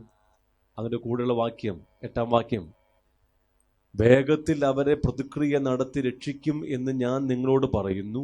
എന്നാൽ മനുഷ്യപുത്രൻ വരുമ്പോൾ അവൻ ഭൂമിയിൽ വിശ്വാസം കണ്ടെത്തുമോ എന്ന് കർത്താവ് പറഞ്ഞു. ഇപ്പൊ ഇവിടുത്തെ പ്രാർത്ഥന വിഷയം എന്തുവാ? മനുഷ്യപുത്രന്റെ മടങ്ങിവരവല്ലേ? മനസ്സിലായില്ല. നാം എന്തിനു വേണ്ടിയാ മടുത്തു പോകാതെ പ്രാർത്ഥിക്കേണ്ടത്? ദൈവത്തോട് രാപ്പകൽ നിലവിളിക്കേണ്ട കാര്യം എന്തുവാ? യേശു കർത്താവിന്റെ വരവിന് വേണ്ടിയാ. 18-ാം അധ്യായം തുടങ്ങും മുമ്പ് 17-ാം അധ്യായം മുഴുവനും പറഞ്ഞിരിക്കുന്നത് യേശു കർത്താവിന്റെ വരവിനെ കുറിച്ചും ലോകത്തിന്റെ അന്ത്യത്തെക്കുറിച്ചും അന്നുണ്ടായിരുന്ന ജെറുസലേമിന്റെ നാശത്തെക്കുറിച്ചുമാണ്. അല്ലെ? ജെറുസലേമിന്റെ നാശം, കല്ലിന്മേൽ ശിക്ഷിക്കാതെ ഈ ആലയം ഇടിഞ്ഞു പോകുമെന്ന് യേശു പറഞ്ഞു.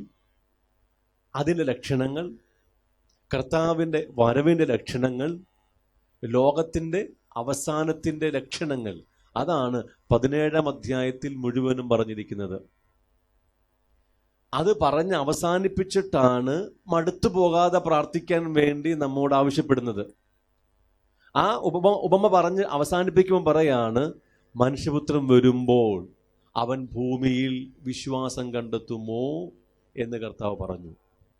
നമ്മൾ ഏത് വചനവും പഠിക്കുന്നത് അതിൻ്റെ കോണ്ടെക്സ്റ്റിലാണ്, പശ്ചാത്തലത്തിലാണ്. അല്ലെങ്കിൽ നമുക്ക് ആ വാക്യങ്ങളുടെ യഥാർത്ഥ അർത്ഥം ഗ്രഹിക്കാൻ പറ്റത്തില്ല. ഇവിടുത്തെ പശ്ചാത്തലം എന്തുവാ? യേശു കർത്താവിൻ്റെ മടങ്ങിവരവാണ്, ലോകത്തിൻ്റെ അവസാനമാണ്. ആ യേശു കർത്താവിൻ്റെ മടങ്ങിവരവിനു വേണ്ടി വൃദ്ധന്മാർ, വേർതിരിക്കപ്പെട്ടവർ, തിരഞ്ഞെടുക്കപ്പെട്ടവർ രാപ്പകൽ ദൈവത്തോട് എന്ത് ചെയ്യണം? നിലവിളിക്കണമെന്നാണ്. യേശുവിൻ്റെ 1-ാം വരവിനു വേണ്ടി നൂറ്റാണ്ടുകളായി ദൈവസന്നിധിയിൽ കാത്തിരുന്ന് പ്രാർത്ഥിക്കുന്ന, നിലവിളിക്കുന്ന ഒരു കൂട്ടം തിരഞ്ഞെടുക്കപ്പെട്ട ഇസ്രായേലി പുരുഷന്മാരും സ്ത്രീകളും ഉണ്ടായിരുന്നു. യേശു കർത്താവ് അങ്ങനെ വന്നു. ഇനി അവന്റെ 2-ാമത്തെ വരവിനു വേണ്ടി ദൈവസഭ എന്ത് ചെയ്യാണ്? നിരന്തരം ദൈവത്തോട് പ്രാർത്ഥിക്കുന്നവരാണ്. മടുത്തു പോകാതെ പ്രാർത്ഥിക്കുക. വിധവ വന്ന് ന്യായാധിപനെ അവിടെ കാര്യം നടത്തി, പ്രതിക്രിയ നടത്തി രക്ഷിക്കും വരെ അസഹ്യപ്പെടുത്തുക. സ്നേഹിതൻ രാത്രിയിൽ വന്ന് തൻ്റെ സുഹൃത്തിനെ വിളിച്ചുണർത്തുക. അപ്പം ലഭിക്കുന്നവരെ എന്ത് ചെയ്യാണ്? അവനെ ശല്യപ്പെടുത്തിക്കൊണ്ടിരിക്കുക. ഈ പറഞ്ഞിരിക്കുന്ന ഉപമകളുടെ ഒക്കെ അർത്ഥം എന്തുവാ? നമ്മുടെ ഏതെങ്കിലും ഒരു ഭൗതിക നന്മകൾക്ക് വേണ്ടിയുള്ള പ്രാർത്ഥനയായിട്ടാണോ? അല്ല. തികച്ചും ദൈവത്തിൻ്റെ ആവശ്യങ്ങൾ അവൻ്റെ പരിശുദ്ധാത്മാവൻ നമുക്ക് തരികയും തൻ്റെ പുത്രൻ ഭൂമിയിലേക്ക് വീണ്ടും മടങ്ങി വന്ന് നമ്മെ നിത്യതയിലേക്ക് ചേർക്കുന്ന കാര്യത്തെക്കുറിച്ചും പറയാൻ വേണ്ടിയല്ലേ?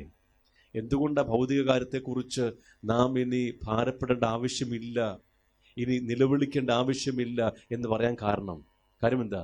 ദൈവം നമുക്ക് വേണ്ടി എല്ലാം തന്നിരിക്കുക. അവൻ നമ്മുടെ പിതാവായതുകൊണ്ട് നാം ചോദിക്കും മുമ്പ് തന്നെ നമ്മുടെ ആവശ്യങ്ങൾ എന്ത് ചെയ്യുന്നു? അവൻ അറിയുന്നു. എത്ര പേർക്ക് ഈ കാര്യം മനസ്സിലാകുന്നുണ്ട്? 21 അധ്യായം ലൂക്കോസ് 21 36 വാക്യം കൂടെ നോക്കിയാട്ടെ. 21:36.